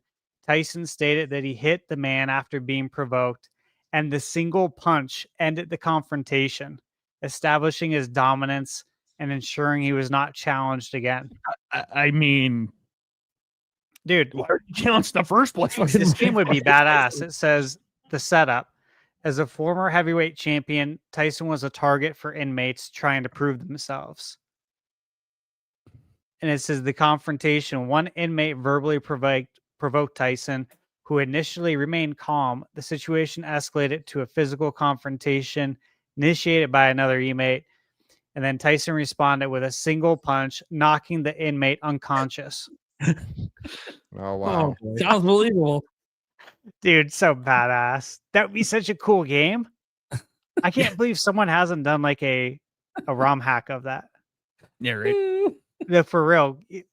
How cool would that be? Oh my God. That's what I want right there. There's your R-rated Nintendo game. And I've already been pushing Nintendo to bring back Mike Tyson. He's cleaned up his act. Mm-hmm. Let's get him another game. Mm-hmm. All right. Demonic Roller, I find it funny that people always talk junk about Nintendo games, but how they look, but yet the most sold game ever is made up of nothing but 8-bit squares. What? Yep. Minecraft or Tetris? Right. I don't know which one's at the top anymore. Yeah, people like to talk shit. It's a good point. Mm-hmm. Yeah, I mean, really good point. Just as the day, as the pages turn in the book. Mm-hmm. The Mario Brawler to ThunderStash. I've been playing Yuka Replay non-stop on Switch 2. It's a 9 out of 10. The game's so good. It's so good. I got so much enjoyment out of it. The soundtrack is just nonstop bangers. Again, it feels like you're playing a game in 2025 from peak Rare.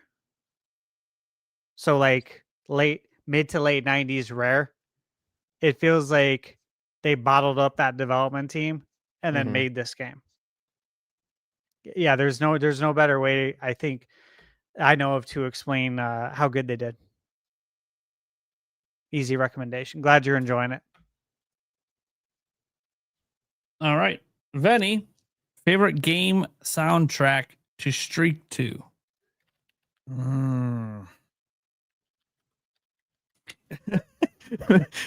The punch out in between Yeah, when you training. go up series, the training montage. Yeah.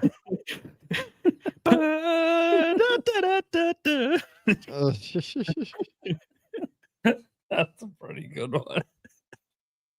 Oh my god. Oh man.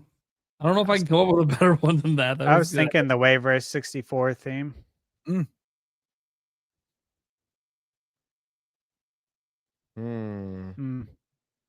I mean, I don't know if it counts as a soundtrack, but there's always the opening chest sound when you get a new item in Zelda.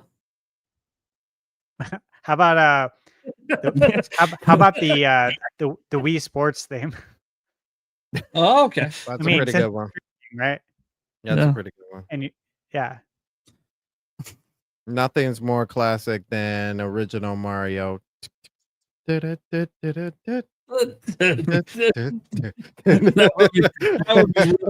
would be really funny.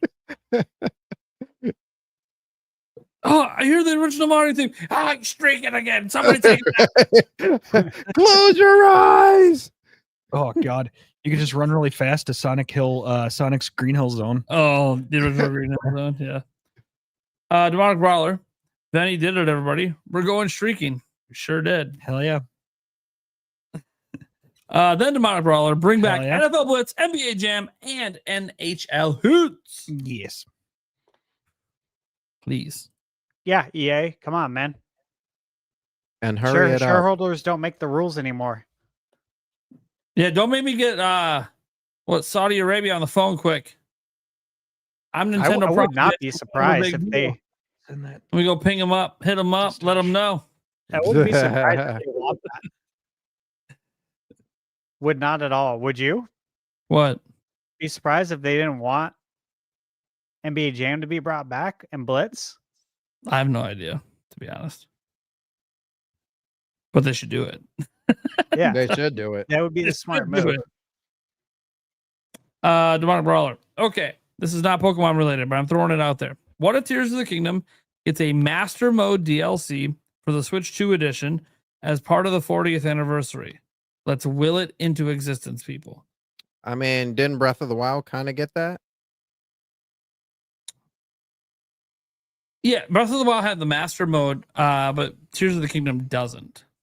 It's not out of the park that it wouldn't. I mean, I feel like it's kind of too late for it, but and I think they already said that they weren't doing any. But all that aside, yeah, that would be pretty sweet. Yeah, we're trying to will it into existence. Mhm. Well, the reality is, You're right. literally the first two people that talked, just massive doubt on this ever being a thing. It'll happen one day. They'll come back and say, "We forgot something." That's right, Right. Master Mode. Surprise. Oh, this one made me cry when this one came in. A red, blue, yellow on NSO part of the leak. Yeah, No. unfortunately not, and it's never Yeah. going to happen. Sorry, They're never putting the mainline games on NSO. It's just no, too much money to be I had. hate 'cause it's such like a heartbreaker. It's like, oh, if they're gonna do it, it's in this leak, and yeah, if they were gonna do it, it would be in this leak, and it's not. Yeah, Sorry, I hate bad news like that. Plucky69. When do we get Luigi Mansion's GameCube? Yeah, we talked about that. yeah. You know, Hopefully, it'll be this in the coming weeks. Would be nice. it makes sense for it to come out, in time for Halloween. Mina's no longer there. I think out of respect, Nintendo would probably not want to release Luigi's Mansion or do anything to take away from Mina, especially being an Yeah. indie, being Yacht Club. They have a great relationship with Nintendo. They've been in the directs. So now that is open, but also it's the Mario Brothers 40th anniversary. It's not just Mario; it's the Mario Brothers. So Yeah. yeah, it makes sense. All right. And then Switch After Dark. Soprano style look at Bowser juggling his dysfunctional family and being a dictator while hiding, talking to his therapist, the Koopas.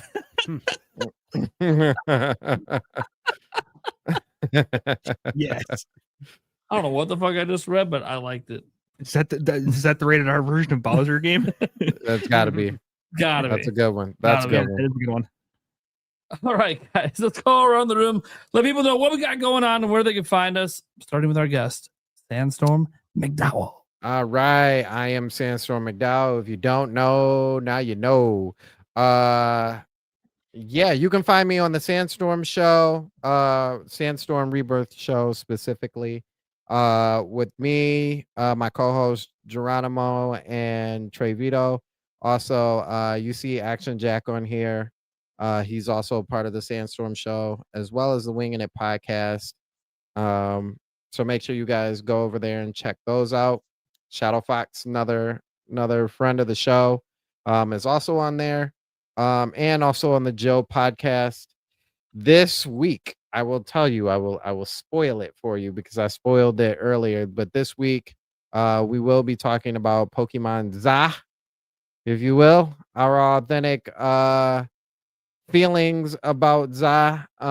Like I said, I don't know anything about the game as far as leaks and stuff like that. So if you want the most purest impressions of the game, make sure you guys show up on Saturday at 7:00. Also, I'm announcing this here. I was actually gonna wait. Shout outs to Boom Mini because she asked, I think the last time I was in the chat.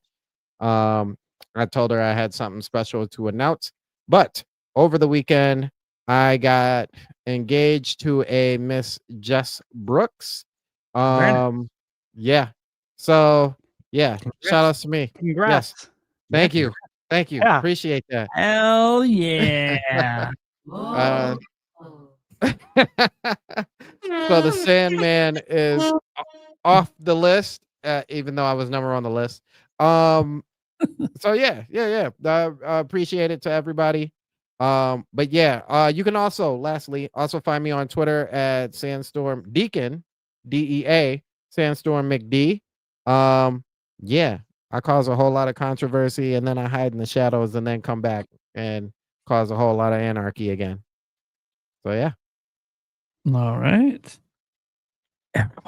Yeah, you can find me here and then on our Clips channel. Heck yeah. ThunderStash. Yep. So you guys can find me, you know where, ThunderStash Gaming on YouTube and on Twitter, ThunderStash YT. And what I'm working on, right? So obviously it's a lot of stuff, a lot of games for review, chipping away at a lot. There's some older ones in there, and then there's some newer ones, and then there's ones that aren't out yet that I can't talk about. And there's a good handful of those. And those are the ones that I'll be working to make embargo on and actually get them out in time. So just stay tuned. Tomorrow also I have a Switch 2 third-party Pro controller that I reviewed. Michaela and I did. They sent both of us a controller, different ones. Really cool controllers. A lot of tech in there. Joysticks, very nice. TMR sticks. So, and the price is nice. So you want to check that out if you're looking to get extra controllers. And then, outside of that, I got the projector screen that I'm working on doing, the motorized projector screen review that I've been gaming on. And then I got my custom build to do of my Switch 2 from Extreme Rate, which I think I mentioned it before, but I got the Atomic Purple kit and I got the D-pad kit. So I will be replacing my left Joy-Con buttons with a D-pad. Just, I got to carve out time to actually take my Switch 2 apart that I'm using to play games for review. There you go. Yeah. All right, guys. Well, I'm Nintendo Prime. You know what's up. I cover daily news. our guests next week, we have coming on Sumbro Nation and Favlam. Nice. So we got pretty good show next week. Probably some pretty great topics. Kind of a great week to have some Pokemon people on. Yeah. Considering what we're going to be talking about next week. So yeah, for me, you can follow me everywhere that Nintendo Prime is at. Twitter, YouTube, just type Nintendo Prime. It's me. Heck, you can type Nintendo Prime in your little GIF thing, and you'll get some Nintendo Prime GIFs. I've made it. I'm now officially on GIFs worldwide that I have no control over. I wonder who I could sue for taking my likeness. I'm scared. To even attempt it. Nah, it's just like one of me saying like "fuck off," and then Fair enough. Me getting really excited with the hands. Yeah. Anyways, all right, guys. You can check out our podcast audio wise everywhere audio can be heard. Of course, Spotify is our main host for it, but Apple Podcasts, all the places. You guys can go ahead and check that out if you want to look for it. Otherwise, this is the Nintenbyte Podcast, Season 3, Episode 22. Signing out. Later. Peace. Good night. Peace.